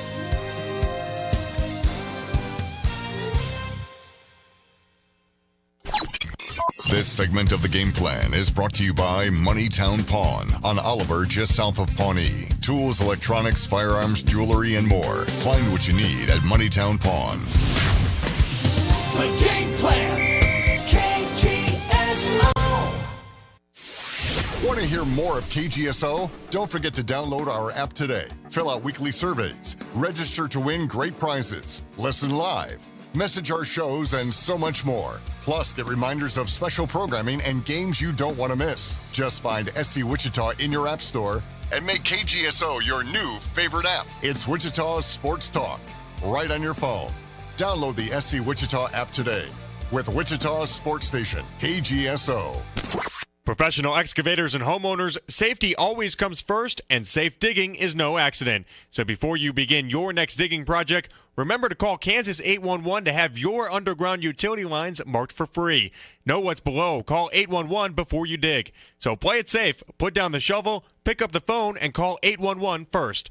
This message is brought to you by Kansas 811, reminding you that no matter if your digging project is big or small, don't make a judgment call. Always call 811 before you dig. America is turning 250, and we're celebrating all month long at Midwest Kia. Join us for our Stars, Stripes, and Savings Sales event, where we're honoring America's 250th birthday with incredible savings throughout July. Celebrate extra savings on every new Kia that's built right here in America, including the award-winning Sportage, Sorento, Telluride, hybrid models, and the electrified EV6 and EV9 models. And no birthday party is complete without a present. This July, purchase any new or pre-owned vehicle and get a $250 gas gift card. It's our way of helping you enjoy the summer road ahead. Plus, every new Kia comes with that unbeatable 10-year, 100,000-mile limited powertrain warranty. But hurry, this special Independence Day offer and the $250 gas gift card won't last forever. Visit MidwestKia.com. And remember, We want to see ya in a Midwest Kia. see dealer for details. Offer ends July 31st. Warranty is a limited powertrain warranty. Where'd you get that grin right above your chin? You know the place puts a smile on your face. Andy's the one for frozen custard fun. Made fresh every hour. It's your happy power. Top your day with a smile at Andy's. Did you know my frozen custard is made fresh every hour? Or that our toppings are baked daily right in our stores? It's how we top your day with a smile at Andy's. Life doesn't come with a rewind button, but your insurance should always have your back. At Pruner Agency, we're more than insurance. We're your trusted local partner in protecting what matters most, your home, your car, and your family. We take time to understand your needs and tailor coverage that fits your life. Get personalized quotes with local support you can count on. Visit pruneragency.com or call 316-400-3200 today. Pruner Agency, veteran-owned, where discipline, integrity, and care meet real protection. It's towing season, so that means it's time to come see the experts at Truck Stuff. Whether you're needing a hitch, a gooseneck or bumper pull, a brake controller, or airbags to level the ride, we've got you covered. We'll guide you on what suits your vehicle best so that you can have a safe and enjoyable trip. Whether you want to install it yourself or have our professional installers do it here, we thank you for shopping local at Truck Stuff at the corner of Central and Washington. Tricked out, decked out, check us out, Truck Stuff. Are you looking for a better healthcare experience this summer? Kingman Healthcare Center is a full-service hospital with a 24/7 emergency room with little to no wait times. Our clinics offer same-day appointments and convenient scheduling for your annual checkups. Don't wait. Make your health a top priority and schedule your appointment today. You won't regret the short drive without the big city traffic. Exceptional care every time. To learn more, visit our website, kingmanhc.com. KGSO Studio presented by Seven Clams Casino, Hotel and Resort. It pays to cross the line. Be the most knowledgeable or obnoxious. Yeah, be that guy. This is Wichita's sports station, KGSO.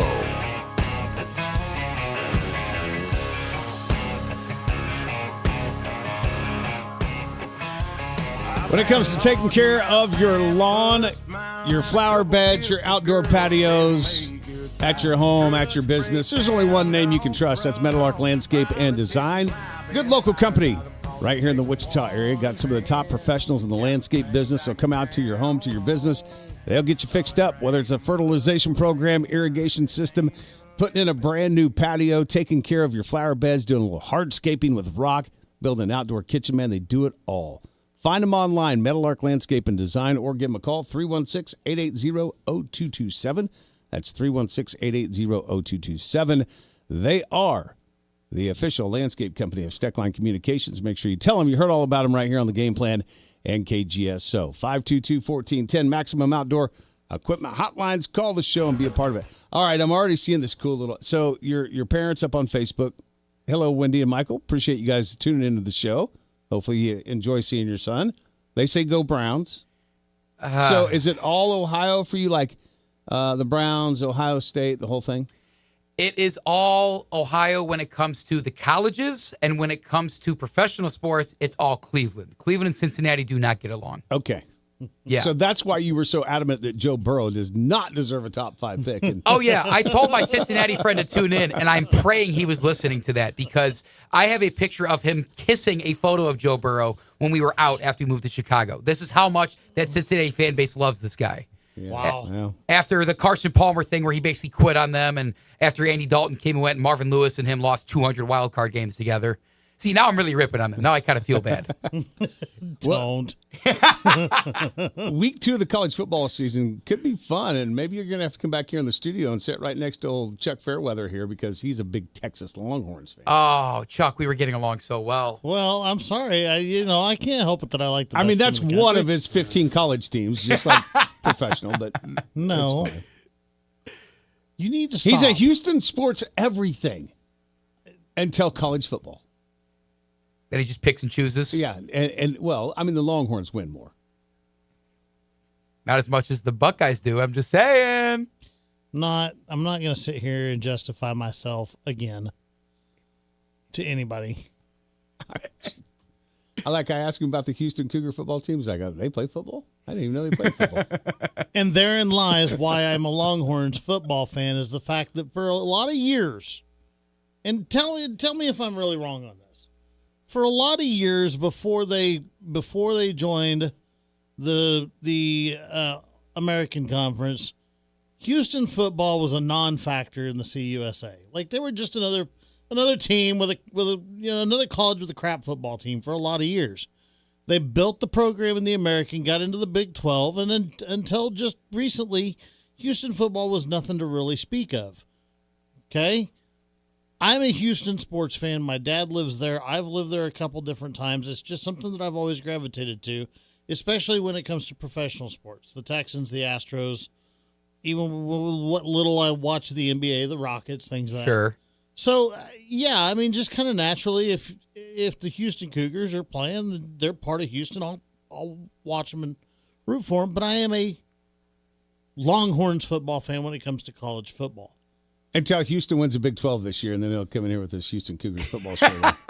Now, the other part of this is because Houston went without an NFL team for so long, and a large period of that I lived here, I do also have somewhat of an affinity for the Chiefs, and people have a problem with me saying that I like both the Texans and the Chiefs, but when they play each other, I do root for the Texans over the Chiefs.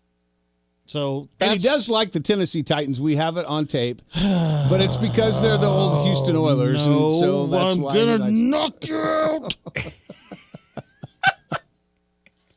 Am I in the middle of something, gentlemen? I'm sorry. This is how I got the name Chuck Fairweather. I'm picking up on that real quickly. Look, I'm a lifelong Nebraska fan, have been my entire life, right? Had some glory days in the 90s, hasn't been so glorious ever since then.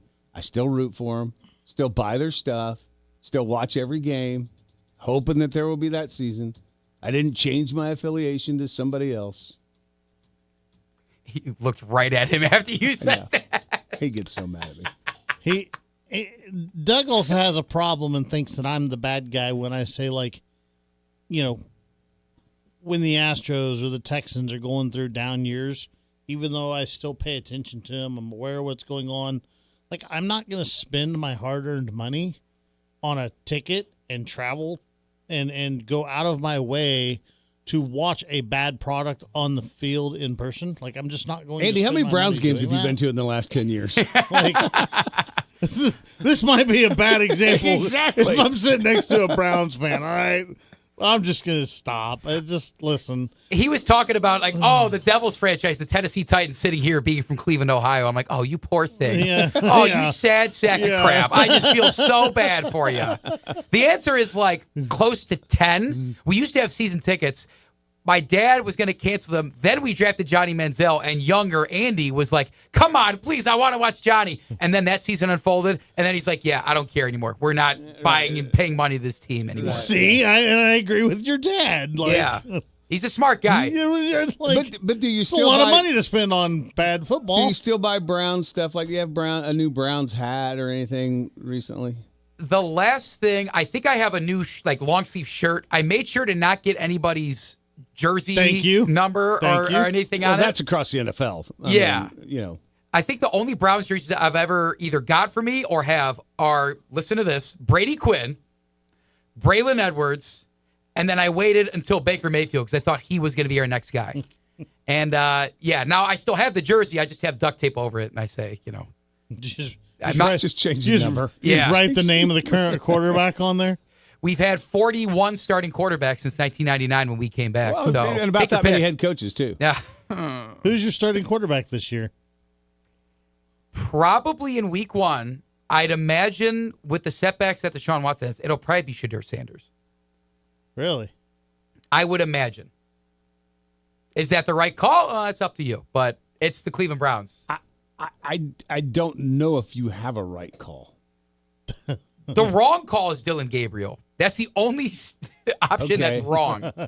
Or maybe they're all wrong, but one is less wrong than the others. Look, in all seriousness, I'm not trying to bash on the Browns here at all because I don't. Oh, feel free.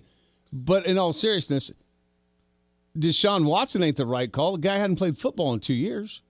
And he came back and looked like garbage. Before, when he was healthy, he looked like trash. Right. Now he's got 2 setbacks with that Achilles injury.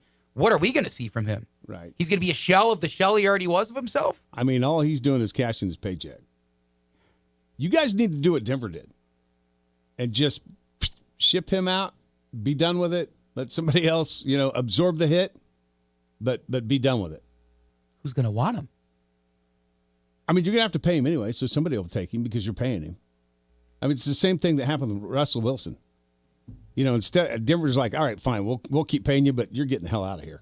Moved him out. And now this year, they got all kinds of cap room. So I think that's what Cleveland needs to do with Deshaun Watson.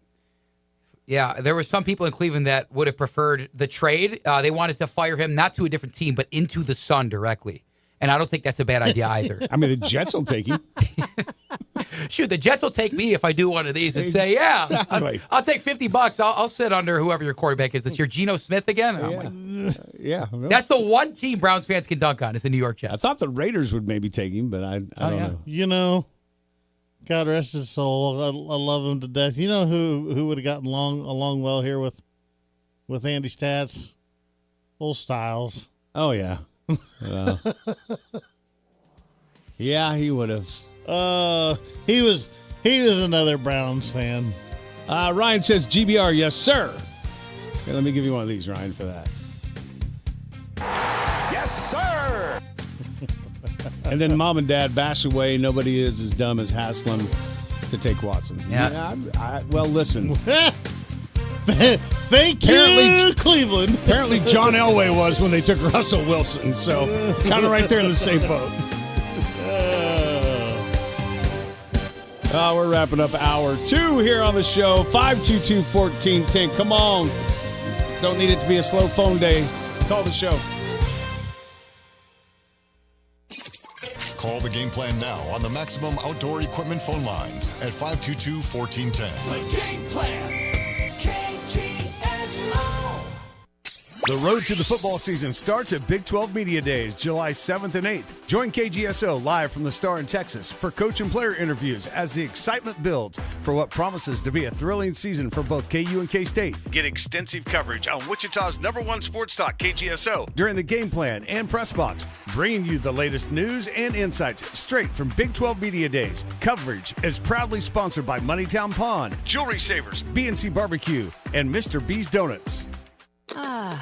This feeling is brought to you by Aleve for Arthritis Pain Relief. What feeling is that? Well, it's the feeling you feel when you have relief from arthritis pain. It's that my hands don't hurt just holding things feeling. That, wow, I can actually move well feeling. You know, that go about your day without worrying about every little movement or ache feeling. Oh, yeah. Because Aleve targets arthritis pain at the source of inflammation for long-lasting relief, so you can keep moving through it. Feel up to 12 hours of arthritis pain relief with 1 dose. Feel Aleve. Use is directed for minor arthritis pain. Wichita Wind Surge Baseball is back at Equity Bank Park. Bring your friends, bring the family, and enjoy an exciting night of baseball right here in Wichita. From big hits to family-friendly promotions and special theme nights, there's always something happening at the ballpark. For the full schedule of upcoming events, follow us on Facebook at Wichita Wind Surge or visit us online at windsurge.com. Wichita Wind Surge Baseball. Don't miss the action at Equity Bank Park. Are you looking for a better healthcare experience? Look no further. Kingman Healthcare Center is a full-service hospital and 24/7 emergency room with little to no wait times. Kingman Healthcare Center was recently named a Top 20 Critical Access Hospital by the Chartis Center for Rural Health. Top 20 in the entire nation. Come see for yourself what all the celebration is about. Exceptional care every time. To learn more, visit our website at kingmanhc.com. It's time for you to crave a taco with a touch of tradition. Taco Pronto is family owned and has been operating for nearly 55 years. Taco Pronto makes all their food in-house from scratch using the freshest ingredients at prices that you can't beat. So come on in and take advantage today at Taco Pronto's daily specials to spice up your lunch, or grab a 12-pack of corn tacos for $11.99 for a quick dinner. Taco Pronto, 8385 West 21st Street North, and taste the difference for yourself and order online at TacoProntoWichita.com. Get a jump on your holiday shopping during the Christmas in July sale now at Moneytown Pawn. Shop a huge selection of new and used firearms, beautiful jewelry, electronics, tools, and so much more, all at great prices. Need extra time to pay? Take advantage of Moneytown Pawn's convenient layaway program and make payments all the way until December. For 60 years, Moneytown Pawn has helped families save money on quality merchandise. Stop by today and see why generations have trusted Moneytown Pawn for value, selection, and service. Christmas in July now at Moneytown Pawn. Even the finest jewelry needs repairs sometimes, and Wichita's first choice for full-service jewelry repair is Jewelry Savers. Whether you need ring sizing, stone setting, soldering, or shank repair, Jewelry Savers does it, along with lobster clasps, prong retipping, pearl restringing, chain shortened or lengthened, watch repair, watch batteries, watch bands, engraving, cleaning, polishing, even appraisals. Trust Jewelry Savers by Cabela's at K96 in Greenwich. Jewelry Savers, we don't want $1 million, just a million friends. Keep KGSO with you all day by downloading our app. It's Wichita's sports station all in one location. Just download the SC Wichita app today.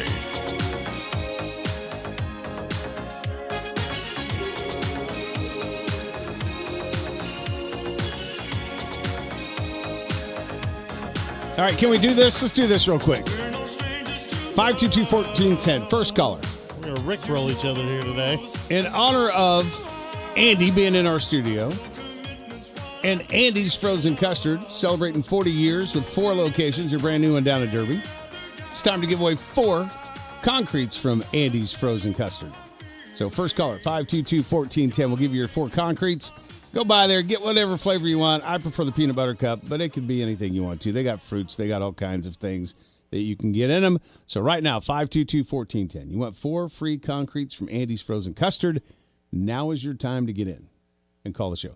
So typically what happens is it takes a minute because when so many people try to call at once, sometimes the line gets all jumbled up. So 522-1410. Look, in honor of Andy being in the studio, somebody's got to pick up their Andy's, right? I didn't know I had a frozen custard place out here. I'm happy to learn this. You do? Yeah. Good morning. Hello. Okay. Thanks. Try again. This is what happens sometimes. Yeah. What in the crap? It may not be the caller's fault because this happens. Good morning. Welcome to the show. Good morning. Hello. Who's this? This is Lane. Lane, how you doing? Good. How are you doing? Good. What's the first initial of your last name? F as in Frank. All right. You want some Andy's Frozen Custard? Oh, yes, sir. I'll get them to my kiddos. All right. Sounds good. Lane, have you ever called the show before? I have. All right. Good. He won custard last week. He did? No. Well, not last. No. I've won him, I think, twice or now the last, few times you have done this before. All right. Good. Good. What's on your mind? Anything on your mind in the sports world? No, I mean, like you were saying earlier, since the World Cup's in a way done for USA, the only thing you can talk about now is football. So. Yeah, American football. Football. Which is the best thing ever. So. Not football. Football. No, not football. It's football. All right, All right, Lane. guys. Swing by here. Miss Denise will have your certificates. Go by one of the Andy's location. Enjoy those concretes. All righty. Thank you. Thanks, man. Appreciate it. All right, 522-1410 if you want to weigh in. And I do think we have this all wrong. Like, we need to switch this up. If we're going to go football and football, we probably need to switch this up. And we need to have the FOOTBALL be soccer because they can't use their hands. It's all about their feet. Yeah. And then maybe we change football to American football.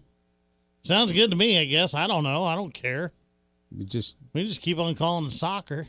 Well, that's what we call it. Yeah, but remember I told you that it actually was originated in England? Yeah. Did you know that, Andy? I did, because it's association football, and they shorten it to soccer somehow, right, in England? Wow. He's a big soccer guy. You're right. They called it ASOC, and then they had the vernacular at the time. They ended a lot of words in so it was ASoccer, and then shortened it to soccer. So we picked up on that because we had American football. We started calling it soccer, and then they went back to calling it football, didn't tell us, and now they make fun of us even though it's their fault. That's the whole running joke. Well, Europe's never won a Super Bowl. Until that happens, I don't really care what they have to say. There you go. I didn't know that. I often wondered where the term soccer came from. Like, how did we look at this sport and go, soccer? Like, that just didn't make any sense. It's to a me. pretty silly name on the outside of it until it's explained to you, and then you're like, oh, okay, well, sure, I guess. Not a lot of people know that, I guess. Yeah. That story. I didn't. I had no idea where that term came from. It's funny because, like I said, I had no idea either until I found that I had stumbled across a TikTok of a podcast with two British ladies on it. Sure. And they got to talking about this, and the one gal asked the other if she knew that it's actually England's fault that we call soccer. And when she told her the story, the other lady goes, "Well, that's thoroughly unpleasant." Thoroughly unpleasant. Yeah. Oh, boy. I guarantee you Fox is just not happy today because their numbers are getting ready to go. Yeah. You're probably right. There's good soccer ahead of us in this World Cup, but without the USA and the Stars and Stripes in it, I don't know what their ratings are going to look like. I mean, look, the two biggest teams probably that are followed here in America is USA and Mexico. Okay, but they're both done. But they're used to that, though, aren't they? I mean, the round of 16, the U.S. is out again. So what happens every 4 years? I think, though, this drew extra attention because it's in the United States. Well, I understand that, but there's still going to be plenty of people around the world. Around the world, yes. I'm talking about in the United States. That watch. Still, there's going to be plenty of people around the world that are watching the rest of the World Cup. There's not going to be any lack of viewership around the world. They'll be fine. Kansas isn't done yet. I think there's one more game in Kansas City. Yeah. In a couple days here, which quarterfinals game, that's going to be pretty cool. You know what's crazy is, I mean, last night was the only game I've ever watched, but I haven't even seen any of the games in Kansas City. Really? Huh. Oh, it's a shame. The first one was when Messi had the hat trick, who you just learned about today, apparently. Never seen him play before. Couldn't tell you. That's a shame. Couldn't tell you. This Ronaldo guy, apparently he was a little upset last night. He was crying. People were dogging on him. They said he was trying to cry, but he couldn't because he's got so much face filler in him.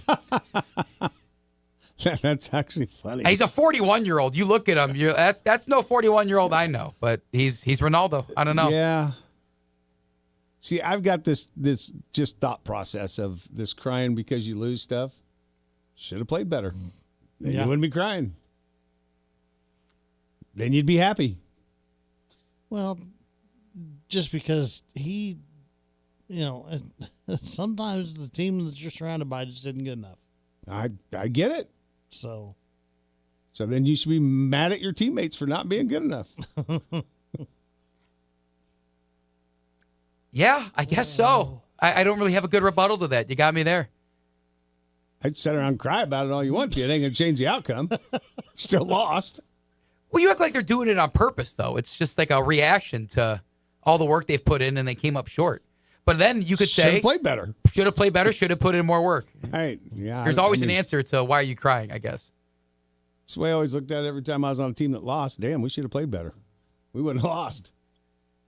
Right? kind of the whole purpose of sports. Yeah. My teams did a whole lot of losing. I think I just got used to it. That was the issue. My poor dad's listening. He was the coach of all those teams. Don't throw your dad under the bus like that. What's wrong with you? No kidding. Dad, I'm sorry. You want me to take him off the air now? You want me to send him down to Dallas now? Your dad might have been the coach, but he wasn't the one between the lines. I was the worst second baseman on earth. Good morning. Welcome to the show. Hey, good morning, gentlemen. Sean, how you doing? So, man, I'm doing great. So, Doug, are you the guy at the funeral who's like, hey, you should have lived longer? Yes! Yes! Possibly. Look, first of all, I don't go to funerals. Now, I went to one about 2 weeks ago, and I really didn't want to go, but I felt like I needed to. So, typically, I don't go to them. I'm assuming that's why they probably stopped the invite. They're like, and don't go. Now, I mean, I think there is like this level of it's just that emotion, right? I mean, just kind of like when somebody passes. I mean, it is like you almost just lost something. And I think his career is winding down. A lot of them are winding down, and there's always going to be a team that's better unless you're the best. So there's going to be some sad moments. You put a lot in. Yeah, no, listen, I get it. I understand it all. Don't necessarily agree with it, but I understand with it. No, you're good. I just had to check on the funeral thing, but I'll tell you, listening to you talk about soccer would be me talking about cricket. So y'all have a good one. Thanks, Sean. Appreciate it. All right, hour 3, third and final hour of the show. It's straight ahead. Your latest news on KGSO. From the news desk, I'm Andy Hoosier. Nurses are back in action at Ascension Via Christi Hospital after yesterday's one-day strike, where they say they were protesting with what they say were the lack of addressing to safety concerns at the hospital. Cake News reports that the National Nurses United released a statement after the one-day strike that started yesterday morning at 7 a.m., saying nurses have experienced increasing and extremely serious incidents of workplace violence against staff, and far too many threats have been made both for patients and staff, including a grenade that was found back in Easter. According to the Nurses Union, they say that nurses have been asking Ascension Via Christi Hospital to implement common sense measures to help protect staff and patients, saying, quote, "We've been sounding the alarm and calling for weapons detection systems for years. We need a simple metal detector to prevent guns and other weapons from getting inside the hospital." Nurses at both St. Francis and St. Joseph have been in contract negotiations with Ascension Via Christi Hospital since March of this year. After the strike yesterday, there has not been an official statement from the hospital. The news on KGSO is brought to you by Truck Stuff. Whether it's your camper, trailer, or both that need hauling, Truck Stuff has you covered. Online at truckstuffks.com or call 316-264-1908. Big 12 Media Days begin today down in Dallas. Up on day number 1, it's Arizona State, Baylor, BYU, UCF, Colorado, Houston, Oklahoma State, and Texas Tech. Kansas and Kansas State will be in day 2 tomorrow. The last time the USA soccer team advanced past the round of 16 in the World Cup, it was 1930, the inaugural World Cup games. That record is going to hold after the United States gets beat last night 4-1 by Belgium to exit the World Cup. That's a look at your sports. I'm Doug Downs. Sports Report brought to you by Burwell Construction. Decks, pergolas, patio covers, roofing, siding, windows, guttering, and more. 316-794-3430 or online at burwellconstruction.com. When it comes to great barbecue in Wichita, one name stands above the rest: B&C Barbecue. For years, B&C Barbecue has been serving up mouth-watering smoked meats and hometown flavor that keeps customers coming back. But next time you're in, don't stop at the barbecue. Grab a menu and try their juicy pork chops, tender prime rib, delicious smash burgers, and so much more. Whether it's lunch, dinner, or catering for your next event, B&C Barbecue has something for everyone. Visit B&C Barbecue at 3rd and Washington and taste why Wichita keeps coming back for more. Are you looking for a better healthcare experience this summer? Kingman Healthcare Center is a full-service hospital with a 24/7 emergency room with little to no wait times. Our clinics offer same-day appointments and convenient scheduling for your annual checkups. Don't wait. Make your health a top priority and schedule your appointment today. You won't regret the short drive without the big city traffic. Exceptional care every time. To learn more, visit our website, kingmanhc.com. Looking for a new-to-you ride? For over 70 years, customers have trusted Rusty Egg Ford with quality vehicles and exceptional service. We have 500 used cars available with 150 Ford Blue Advantage certified. From fuel-efficient cars to tough trucks and versatile SUVs, you'll find quality, value, and selection all in one place. That's peace of mind with every mile. Buy with confidence at Rusty Egg Ford. Visit rustyeggford.com. Family owned and simply the best place to buy. See dealer for details.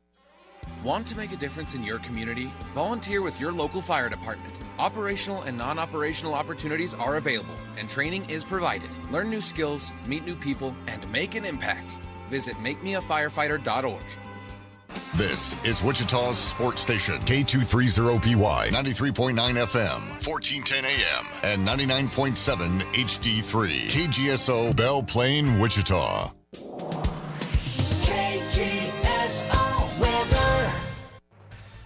A sunny and mild start to your day today in and around Wichita. We're going to heat it up this afternoon. A lot of sunshine on the way, a high near 91. Factor in that humidity, it will feel a little bit hotter. Southeast breeze at about 5 to 10.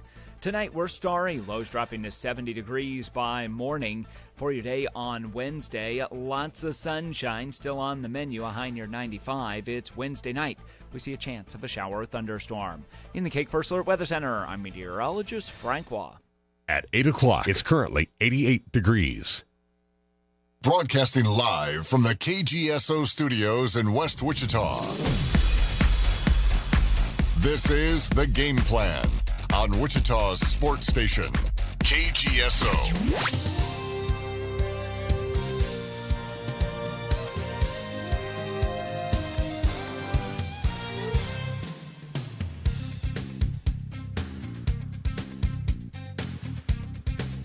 Welcome into the third and final hour of the show. It's a game plan right here on the sports leader, KGSO 1410 AM, 93.9 FM. Catch us live streaming up on our website at kgso.com through the app SC Wichita. That's how you get it downloaded. 4 for the price of none. 4 stations for the price of none with one simple download. You get KGSO. You get Hank FM 99.7, our classic country station. You get KQAM, our news talk, and La Raza, our Spanish station. You can follow along with all the stations' social media. You can call any station straight from the app, take poll questions, play games, do all kinds of stuff. So get that downloaded in the App Store at SC Wichita. Also, we're live streaming up on multiple platforms, Facebook, YouTube, X, and Twitch TV, which I've never been on. It's more of a place to watch people play video games. I don't think that's your cup of tea. There's that's what I tried to explain to him one day. It's a streaming platform where people can go on and you can basically they can film themselves doing just about anything, but it's most commonly, video game players that, people are watching them play and they're commenting on it and talking. I don't know. I don't get it, but that's what it is. I've told this story before on the air, and I'll tell it again. So there was one like Sunday morning or something, and I got up early, and I'm flipping through channels. There's never anything on, and I come across one of the Alphabet Soup channels and see that there's somebody playing video games. I'm like, why are we watching somebody play video games? And then what kind of sucked me in for about 10 minutes that I wasted of my life was the play-by-play guys.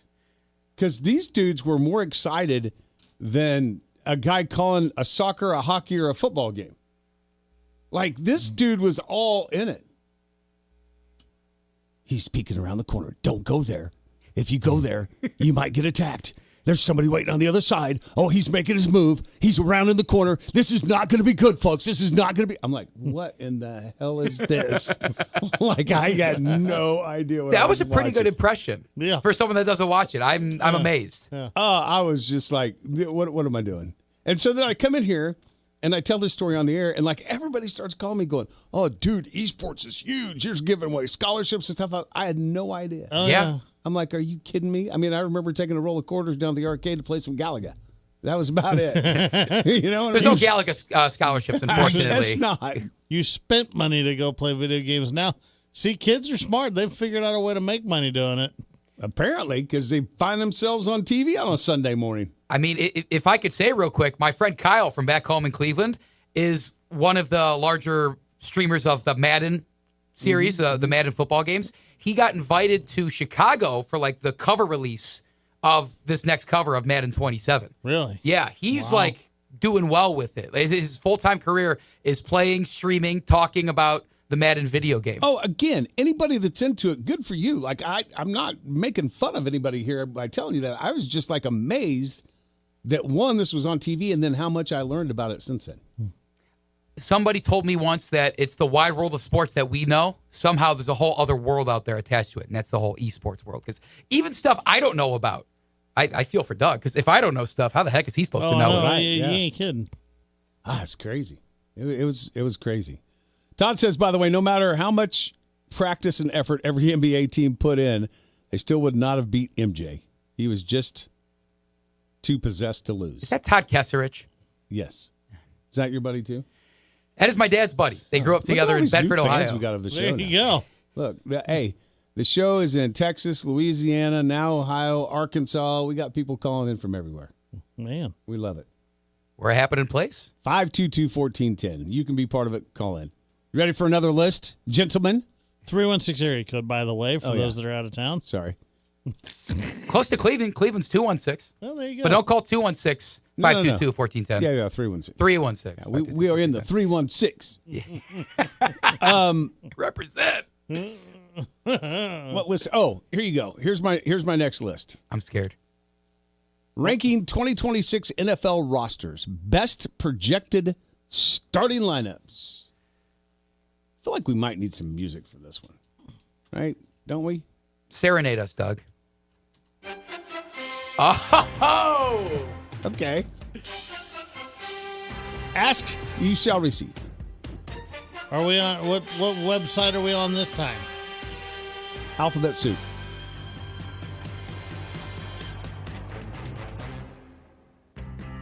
All right, top of the charts. Best starting roster 2026 for the NFL. Who gets the nod? I have a guess. Chuck? The best roster. I mean, if you look at the last list, it's pretty simple. The Rams. Yes. Yes. Yes. Adding Myles Garrett to what they already had. I yeah. mean, when you got when the first two players in the top 100 come from the Rams, one on the defense, one on the offense, probably a good chance that the rest of their roster is pretty good. Actually, two in the top 10 because Puka Nacua was in there too. So Nacua and Stafford on offense, Myles Garrett on defense. Right. Plus, they got Trent McDuffie from the Chiefs. Any of the Kansas City fans, I completely forgot about that too. Top of the list is the Rams. Says their strength is their quarterback. It's tough to pick one strength as edge rusher, cornerback, wide receiver. They're loaded all across the board. So the Rams get the nod. Biggest weakness? Tight end. They have none. I guess they're counting Puka Nacua as a wide receiver. I feel like he averaged 15 catches a game every time I watch him. Not a bad idea. Brandon, the new guy's name is Andy Stats. He is actually from our stations in Garden City, but passing through Wichita on his way to Dallas to cover Big 12 Media Days for us. Nice. Hi, Brandon. Number 2 on the list. Top starting rosters in the NFL. Kind of surprising, seeing that they really didn't have anybody real high in the top 100, but the Philadelphia Eagles. Okay. Saquon Barkley, Devontae Smith, Jalen Carter, Jalen Hurts, all kind of leading this charge, I think, for them. Because honestly, the rest of they've got, To me, it seems they're really counting on Devontae Smith to go from WR2 to WR1 and make that transition seamlessly. And then who'd they pick in the draft? Mekhi Lemon. Yeah. They're expecting him to do great things out of the gate, clearly. Yeah, I don't know. Number 2, that seems high. Offensive tackle is their biggest strength. Eagles have many strengths, especially on defense, but it's tough to beat arguably the NFL's top tackle duo.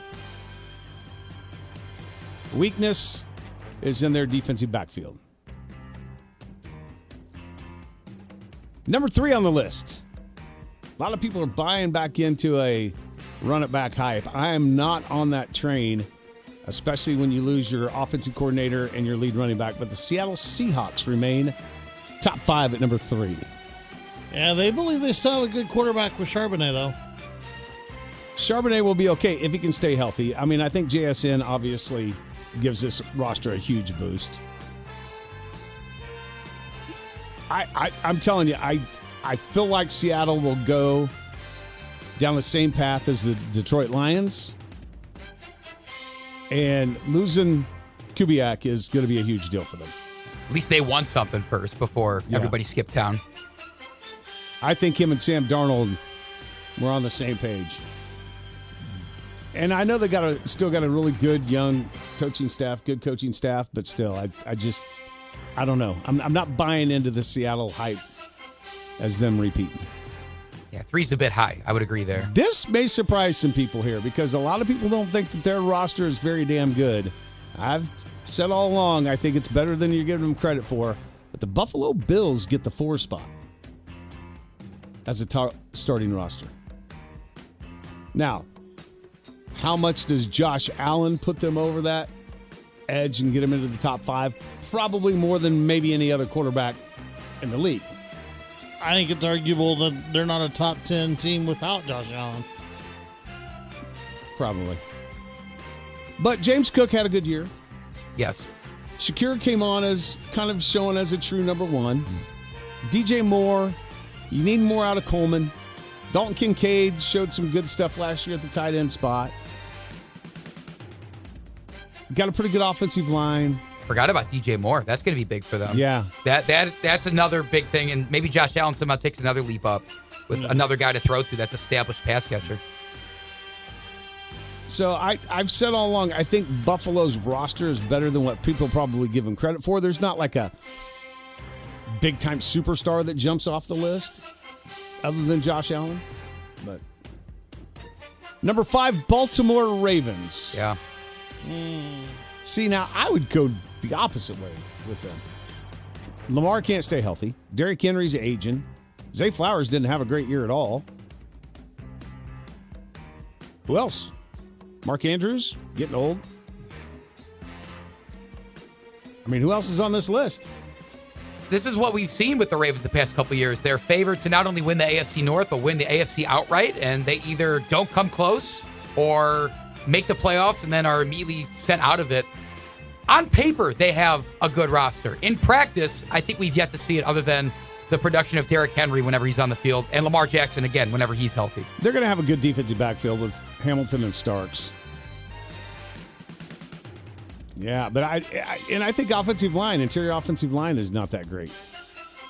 All right, let's get to a few more here. I'm not going to go all the way down through 32.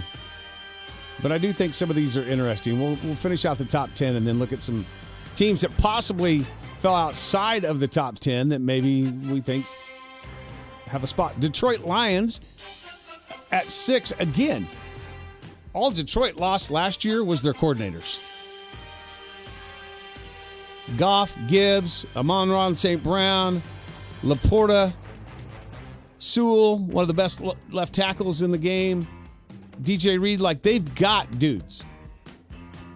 It's just what are their new coordinators going to do? I mean, to me, that's the question mark.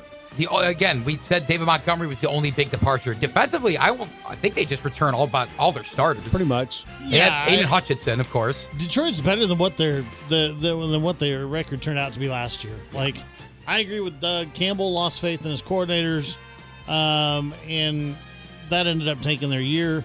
Yeah, once he took over calling the plays, I'm like, they're done. So, like, you can't have a guy that when he got hired saying that he was going to teach his team to bite kneecaps off, calling offensive plays. He needs to call the defensive side. I mean, if you're a kneecap biter, you're not a coordinator. just that's not on the offensive side. Yeah, the crazy coach on the field is usually a defensive coordinator, or the D-line guy, or whatever. Exactly. He sounds like that.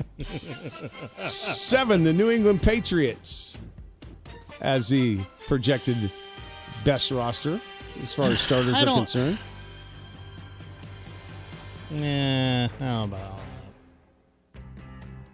they got a good roster. I mean, they did go to the Super Bowl last year. Now their schedule was helped them out a lot. They finally have some pass catchers to write home about. Not just A.J. Brown, but somebody I've been high on since he was with the Packers was Romeo Doubs. I think he's on the Patriots now. Yeah. So it's always amazing to me, and I'm not saying this because I'm a fan. I'm saying this because it's just amazing that we had a team last year that played in the AFC Championship game, won the AFC West, and everybody's picking them to finish dead last this year. Well, maybe not dead last. They're picking the Raiders to finish dead last in that division, but they're picking them third, behind the Chiefs and the Chargers. But yet the Denver Broncos get the 8th spot as best projected starters in the league and the top team in the AFC West. As far as starters, projected roster for starters. Where do you think the Broncos will end up then? They're loaded, dude. They are loaded. Their defense did not go away. They signed all of the players back. Jonathan Cooper, if they end up dismissing him, I'm not sure what's going to happen there. That will be a huge loss for this defense. But defensive backfield could be one of the better ones in the league. Nick Bonito, one of the better rushers. Zach Allen in the middle. Like, this defense is loaded. They only got better on offense by getting Waddle. J.K. Dobbins coming back from injury. Again, I'll say what I said last year. You need more out of Evan Ingram than you got last year. And you need to see continued growth out of Bo Nix. Sean Payton not going to call the plays this year, so we'll see how that works out. Nix in his 4th year? Third year? Okay, Yeah. Well, there you go. Then, knowing that there's the potential for him to grow, I think I'm a lot higher on Denver than I thought there was. I didn't realize he was that young. Well, he's not young because he came out old, but that inexperienced in the NFL, I should say. But became a starter right away, which a lot of people were very surprised about. Yeah. Has Denver extended Bo Nix yet? Oh, he's still on his rookie deal. Is he? Yeah. One more year? Yeah. Number 9 on the list, the Houston Texans. Okay, Chuck. One name keeping them from being further up the list, and I'm sorry to say it, but that's C.J. Stroud. I probably don't disagree, although I think I think Nico Collins being your true number one, and really, I know that, you saw a little bit out of Higgins. Tank Dell's coming back from injury.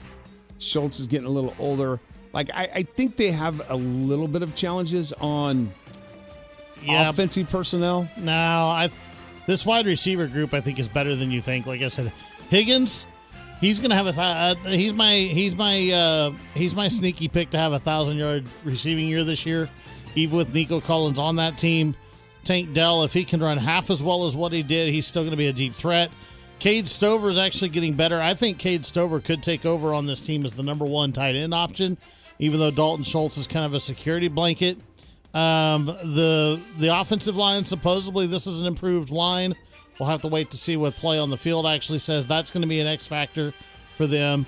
How C.J. Stroud plays is an X factor, and we know what the defense brings to the table. Like, this is going to be a top 3, if not the best defense in the NFL again this year. And this team, if C.J. Stroud can play even halfway better than what he did last year, is capable of winning the Super Bowl with that defense. Well, with the defense, you got to think that they're probably not going to give up more than 21 points in a game. And I'm not saying that'll be the average. I'm saying that they probably don't give up more than 21 in a game. So if your offense can just figure out a way to keep the ball and not turn it over, I mean, should be. It's the same thing with Denver. I mean, it's the exact same thing. Danielle Hunter, Will Anderson on the edges, Sheldon Rankins plugging up the middle of that line. Rankins is a big old boy. He's a great I think an underrated defensive tackle in the league. Azeez Al-Shaair, Henry To'oTo'o, 2 underrated linebackers.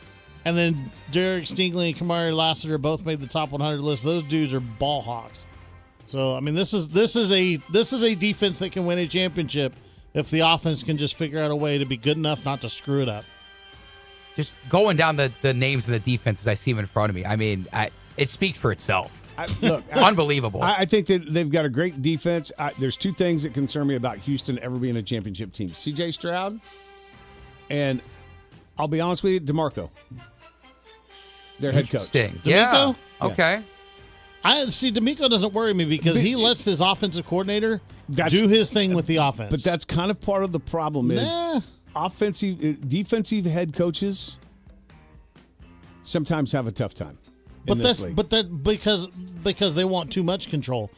D'Amico, he lets his offensive coordinator do his thing, and now he holds him responsible at the end of the year, and that's why they ended up getting rid of.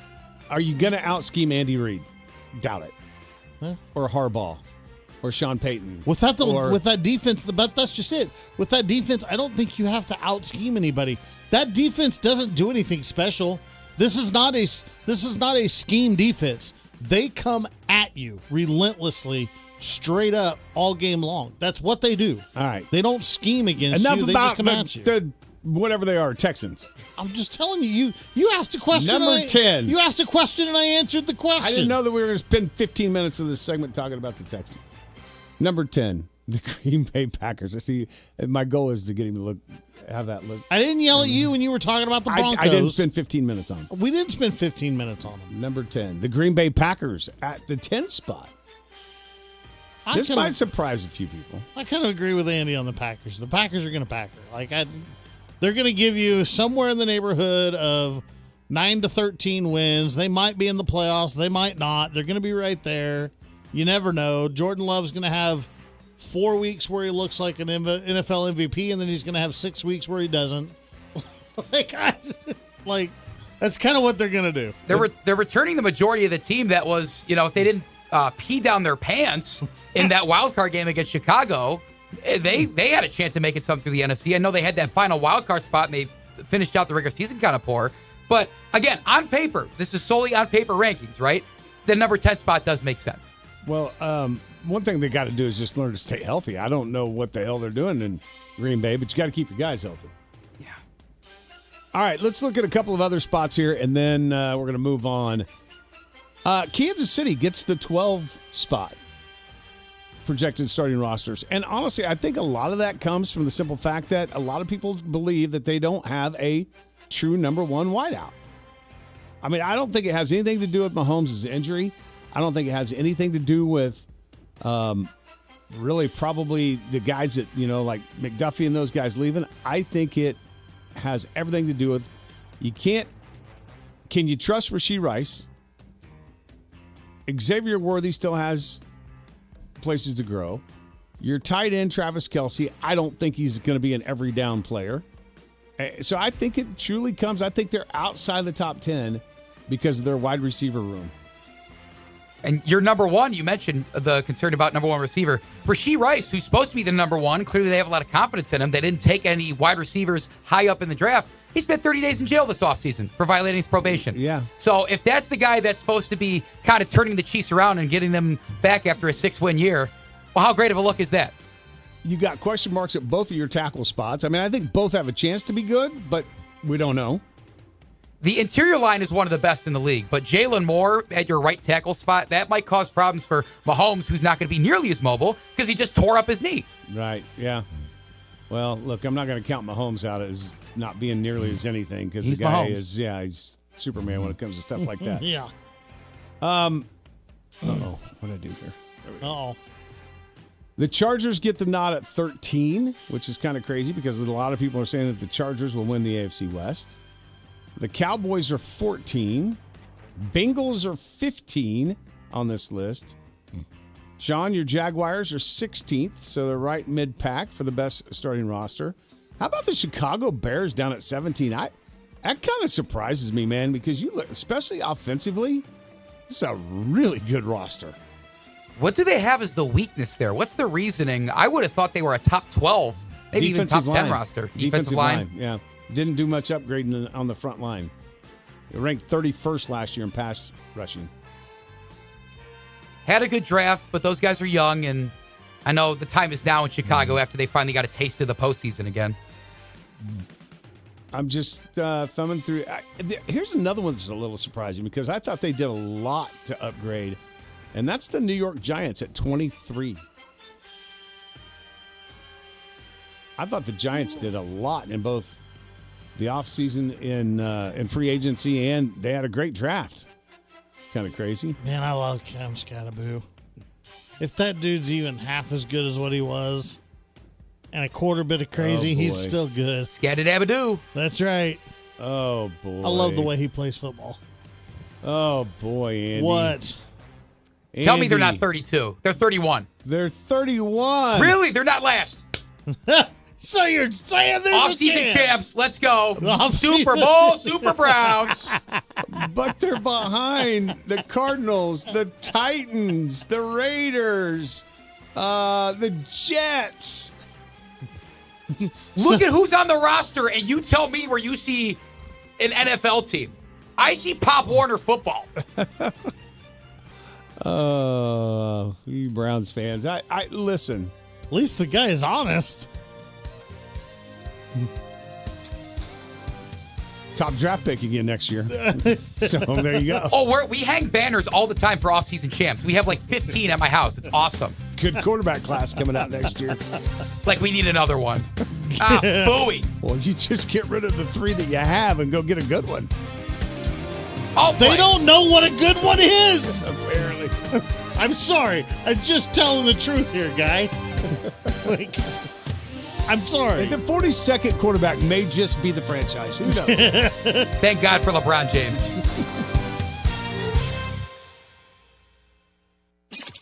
Call the game plan now on the Maximum Outdoor Equipment phone lines at 522-1410. The game plan. KGSO. Ladies and gentlemen, this is The Odd Couple with Rob Parker and Kelvin Washington. And it is Jason Tatum and friends. What kind of pressure's on him right now in B-Town? I think just the normal pressures that he's always had. Even when he didn't win the Finals MVP, if you want to just be honest, go look at the numbers. Who led in every statistical category? It was Jason Tatum. This is The Odd Couple with Rob Parker and Kelvin Washington. Evenings on KGSO. And find KGSO on the SC Wichita app. Go Hog Wild Pit Barbecue. The best barbecue deal in town is at Hog Wild. Right now, Hog Wild is serving up a $5.99 meal that's big on flavor and easy on your wallet. Get a one-meat sandwich, your favorite classic side, and a drink, all for just $5.99. Want brisket? Upgrade to our tender slow-smoked beef brisket for only $1.50 more. Pulled pork, juicy chicken, and hot links. Everything is smoked fresh, made daily, and piled high. This is real barbecue at a price that's hard to beat. When you want big flavor and a big deal, head to Hog Wild for the $5.99 meal deal today. Great food, great price, great barbecue. Join us for lunch or dinner or order online at gohogwild.com. Hog Wild Pit Barbecue, 6 locations in Wichita, also in Derby, El Dorado, Hutchinson, and Salina. Go Hog Wild Pit Barbecue. Hog Wild, get some for you. But don't be late, we close at 8. Fox Sports. Fox Kansas is Wichita's home for exciting live sports action. The road to the FIFA World Cup quarterfinals begins this week as round of 16 action continues Monday and Tuesday, where every match is win or go home.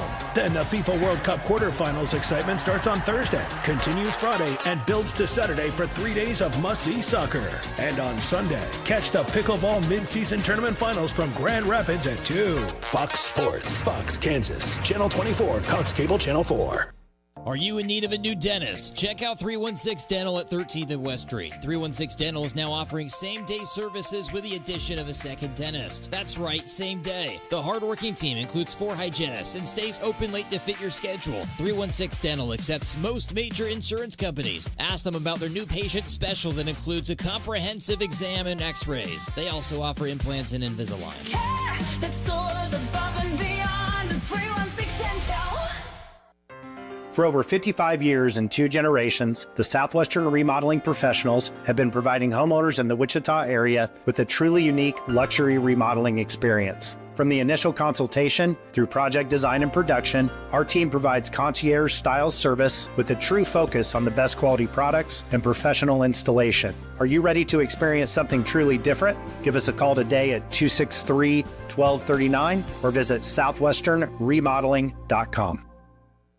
Are you looking for a better healthcare experience this summer? Kingman Healthcare Center is a full-service hospital with a 24/7 emergency room with little to no wait times. Our clinics offer same-day appointments and convenient scheduling for your annual checkups. Don't wait. Make your health a top priority and schedule your appointment today. You won't regret the short drive without the big city traffic. Exceptional care every time. To learn more, visit our website, kingmanhc.com. KGSO Studio presented by Seven Clams Casino, Hotel and Resort. It pays to cross the line. Be the most knowledgeable or obnoxious one at the water cooler. This is Wichita's sports station, KGSO.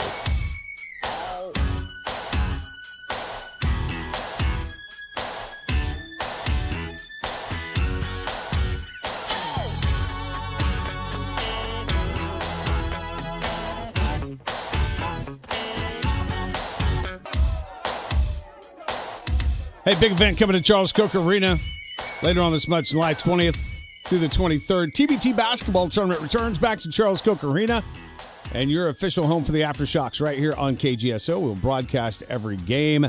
Aftershocks trying to run it back this year for a bigger prize, though, of $2 million. Tickets available at tbthoops.com. Of course, we're giving some away here on KGSO as well. And a guy that I know is going to be a part of at least going and watching the Aftershocks play a little bit, our buddy Brent Kemnitz joins us now on the Maximum Outdoor Equipment Hotlines. How you doing, my friend?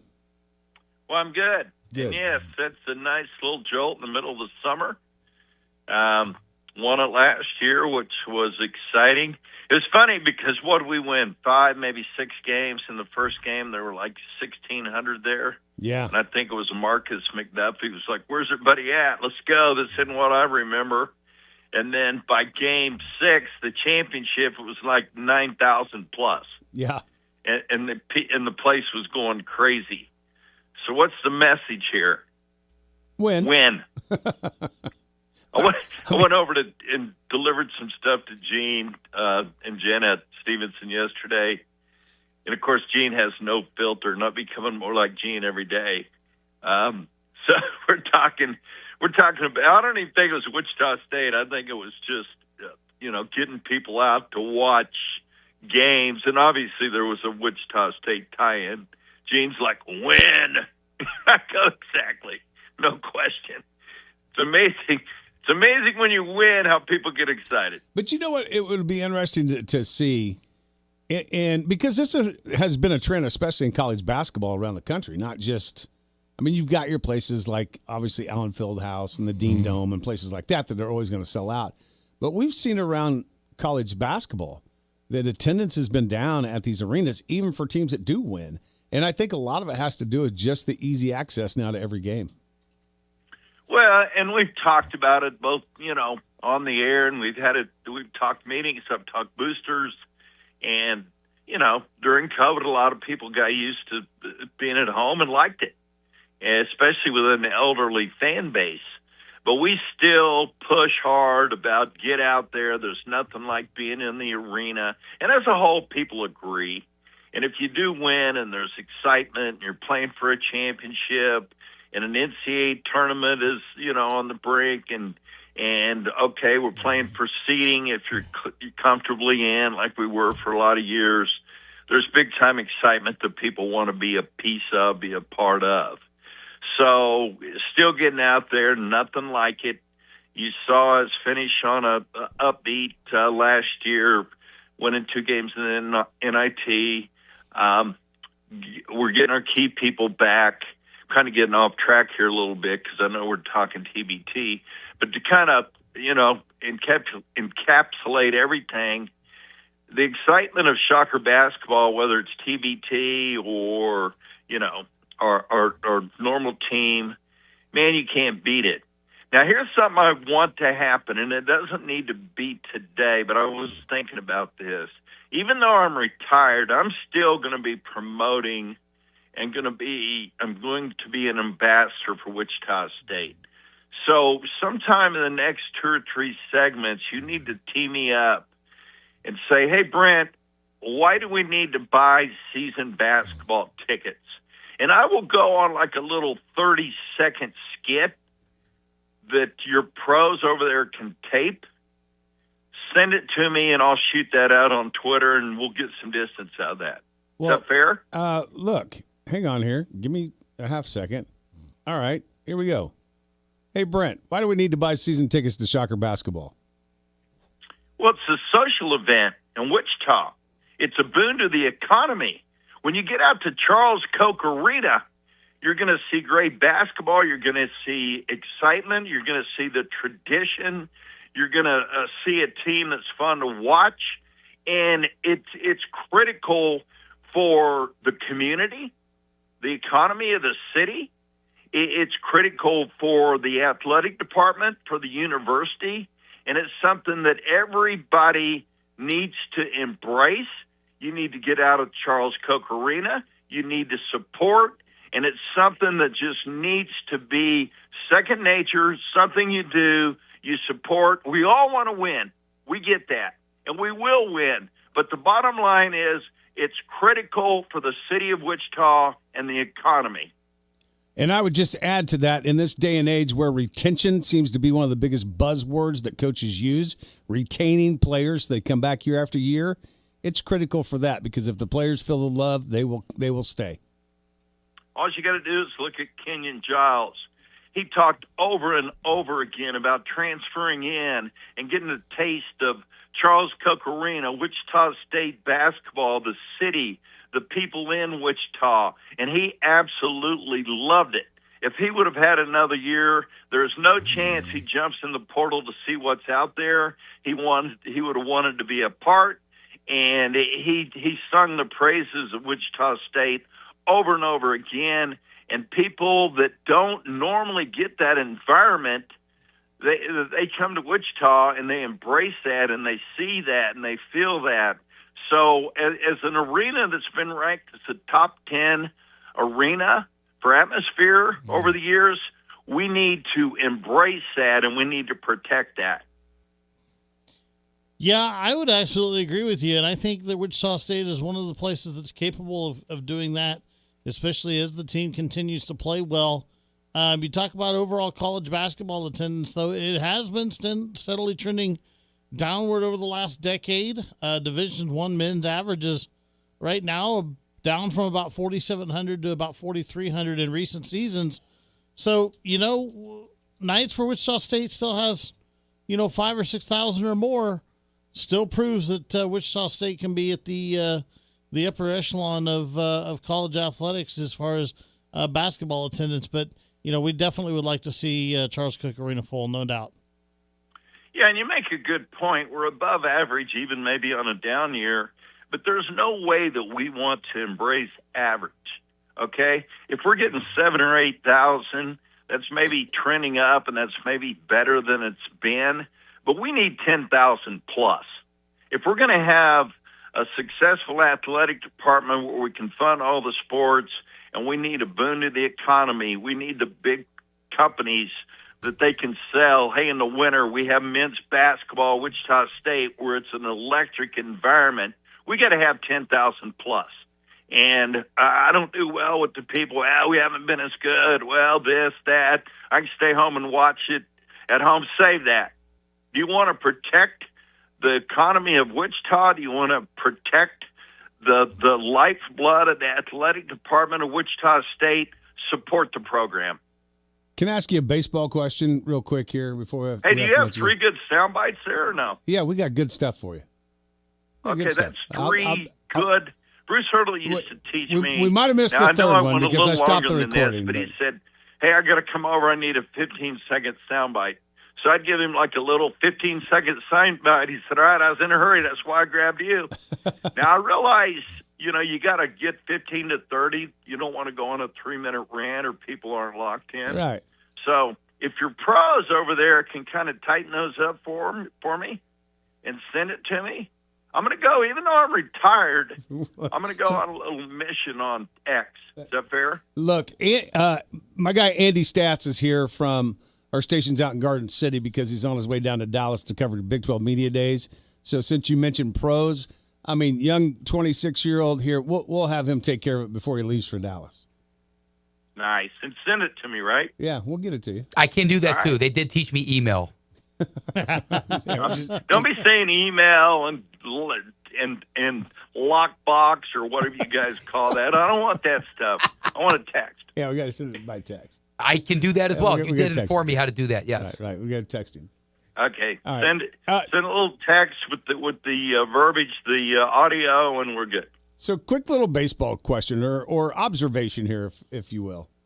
So, the Royals. I've watched damn near every Royals game, not start to finish, but I've watched a portion of probably about every Royals game that's been on.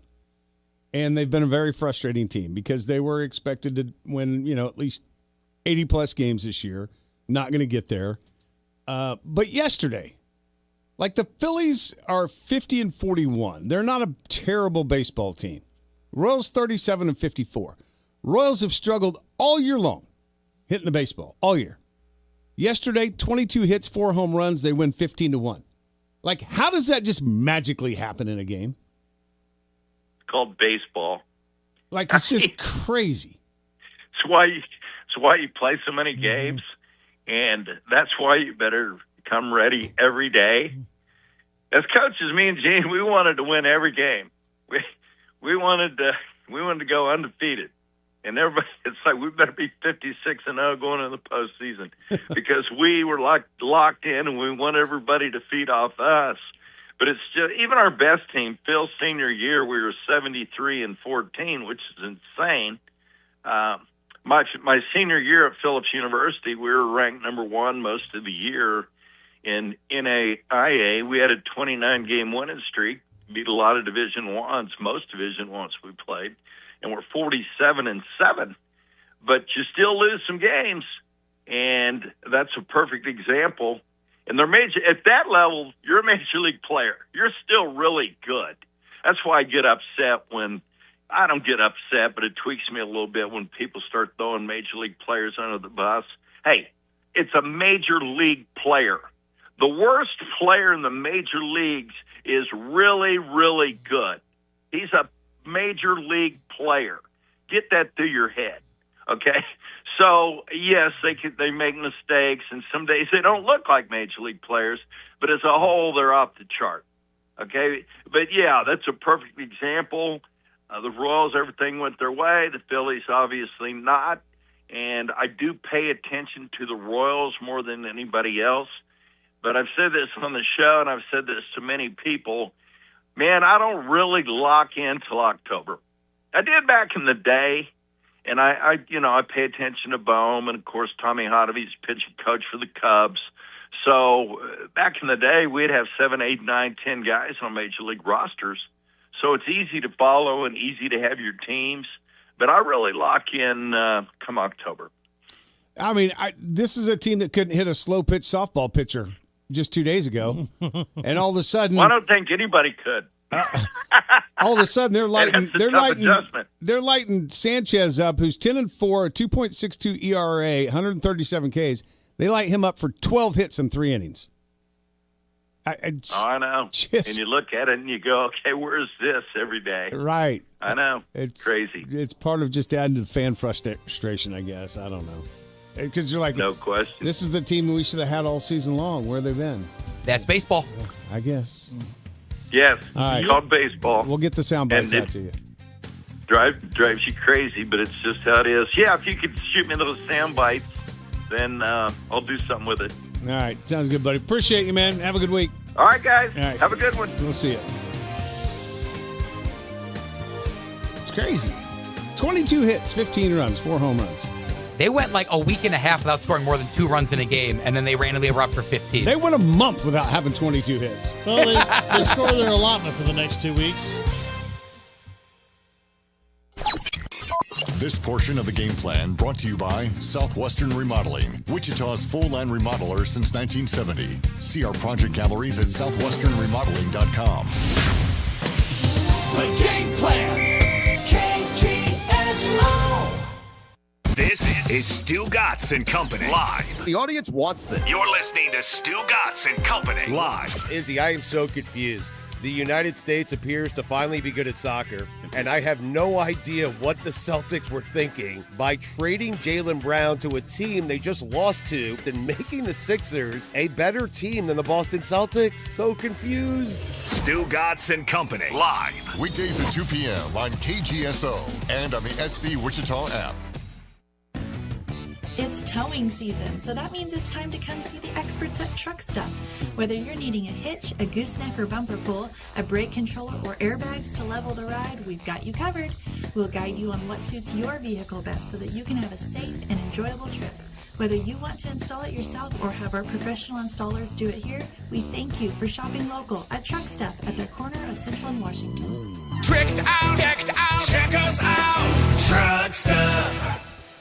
Even the finest jewelry needs repairs sometimes, and Wichita's first choice for full-service jewelry repair is Jewelry Savers. Whether you need ring sizing, stone setting, soldering, or shank repair, Jewelry Savers does it, along with lobster clasps, prong retipping, pearl restringing, chain shortened or lengthened, watch repair, watch batteries, watch bands, engraving, cleaning, polishing, even appraisals. Trust Jewelry Savers by Cabela's at K96 in Greenwich. Jewelry Savers, we don't want $1 million, just a million friends.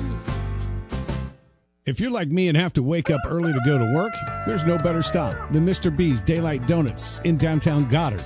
At Mr. B's Daylight Donuts, you'll find donuts made fresh every day. My personal favorite is their glazed donuts. They also have biscuits and gravy, hot coffee, juice, milk, water, whatever it is you want to wash it down. Make Mr. B's Daylight Donuts in downtown Goddard your first stop every morning. Mr. B's and Daylight Donuts, something to crow about since 1954. Is your car getting a beating from the hail? It's time for you to go to Norris Collision Center. Are you worried about fallen limbs damaging your vehicle's windshield? It's time to go to Norris Collision Center. Jeremy and his staff at Norris Collision in Goddard can help you get your ride looking like brand new, offering quality auto body collision repair and paintless dent removal backed by years of experience. Norris Collision also offers windshield replacement and paint repair to help keep your vehicle looking its best. Give us a call today at 316-794-1161 or visit online to book an appointment. Professional excavators and homeowners, safety always comes first, and safe digging is no accident. So before you begin your next digging project, remember to call Kansas 811 to have your underground utility lines marked for free. Know what's below. Call 811 before you dig. So play it safe, put down the shovel, pick up the phone, and call 811 first.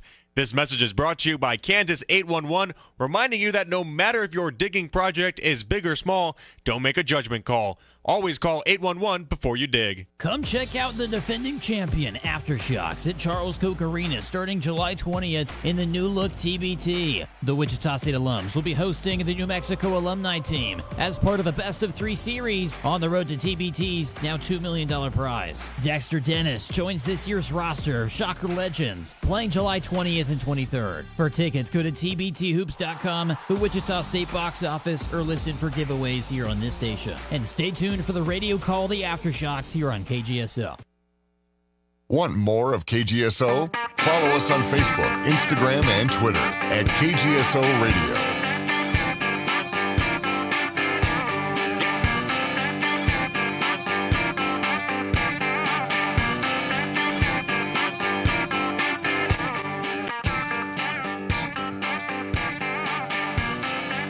All right, we're wrapping things up here on this Tuesday morning. You want to get in, we'd love to hear from you. 522-1410. That is our maximum outdoor equipment hotlines. For those of you out of state, that's 316-522-1410. And for those of you in state, out of state, doesn't matter. Everybody needs to know about Taco Tico, Taco Tico. It's all about the taste. all about the taste. And for those listening out of state, I feel bad if you don't have Taco Tico. Oh, I know it. You're missing out. Because right now you can get a 10-pack of tacos for $10.99, and you can do that at any of their locations. 13th and Tyler, 35th and Rock Road in Wichita, Augusta, Arc City, El Dorado, Newton, Derby. Order online at tacotico.us. They'll have it ready for you when you pick it up. It's all about the taste at Taco Tico. Oh, love Taco Tico. Did you finish your 10-pack that you bought the other night? Huh? No, I didn't. I threw some of them away. You what? Listen, after a day or two, the shells get soft and they're just not that good. Okay, don't let them wait that long. Well, I didn't have anybody else with me. And I wasn't going to eat 10 tacos by myself. Not with that attitude. No, the problem is that's the attitude that I need to have. Because I used to be able to sit down and I would eat 10 tacos and not think twice about it. And it's gotten me to a point where we discussed this on the show last week. I had one of those eye-opening doctor appointments about a week and a half ago. So there's some changes that are being made. Listen, and I've told you this. I applaud you. I know. For that. But don't throw them away. Like, find somebody to give them to. Like, taco. Well, you I'm can't throw away a sorry. Taco Tico taco. It wasn't because I wanted to do it. It was because it was what. Listen, it's called teaching myself self-discipline. I would have never been that guy in the past. Man. Sometimes you just gotta teach yourself a tough lesson. Is Taco Tico a spot I need to hit before I'm out of here? Yes. You must have a taco burger. Probably if have you to don't. Do you know what a taco burger is? Let me ask you that, because the last guy that we brought in this station, and I don't know if you've met him or not, his name's Jay-Z, who is from out east, did not know what a taco burger is. I'm saying Andy doesn't either. All right, to the phones. Good morning. Welcome to the show. Hey, good morning, guys. Rick, how you doing? Rick! I know what a taco burger is. Well, I eat 2 or 3 of them things. I know. You need to go have a taco burger. Yes, sir. With Reaper sauce on it. And you don't have to have the Reaper sauce if you're not into really hot stuff. But if you're into really hot stuff, go for it. I called in to tell you that my wife put up with me today 48 years. Wow. Congratulations, guys. Well, she needs a trophy. Better get you might want to get her some Reaper sauce. No, I was going to suggest she needs some Andy's frozen custard. Yeah. Are you wanting me to give them away? Yeah. All right, come by, Rick. I'll give you some. That boy, because I'm taking her to a fancy restaurant tonight. There you go. McDonald's. See? See? There you go. 48 years with me, though. Golly, shoot me, man. I'm telling you. She's a saint. Huh? She's a I saint. know. I mean, we've had you for 10 years on the show. Oh, no, it's been longer than 10. Well, since I've been here. Oh, yeah. Yeah. What was the guy's name way before you? He went to broadcast somewhere like in Colorado or something. Chris. Oh, yeah. He's I don't know where he's at anymore. He was down in like Kentucky or something. I don't know where he's at now. That'd be funny to reach out to him. Well, anyway. Well, guys, have a great day. And I watched that whole soccer game last night. And let me tell you, that's 4 hours I'll never get back in my life. I know. I'm the same way. That was bad. They got outplayed. I mean, I don't know. Mm-hmm. It was bad. All right. All right. See ya. Happy anniversary, Thanks. Rick. 522-1410 if you want to get him. You're heading down to Dallas. Andy's going to cover Big 12 Media Days for us. So I know, you're fairly new to Big 12 country. You grew up in Big 10 country and correct. Spent some time in Chicago, which is kind of Big 10 country as well. That's right. So have you learned a lot about the Big 12 since you've been here, or is this kind of going to be your first opportunity to really dive into this conference? I would say I've learned a lot about KU and K-State and their place in the Big 12 and their relation with one another.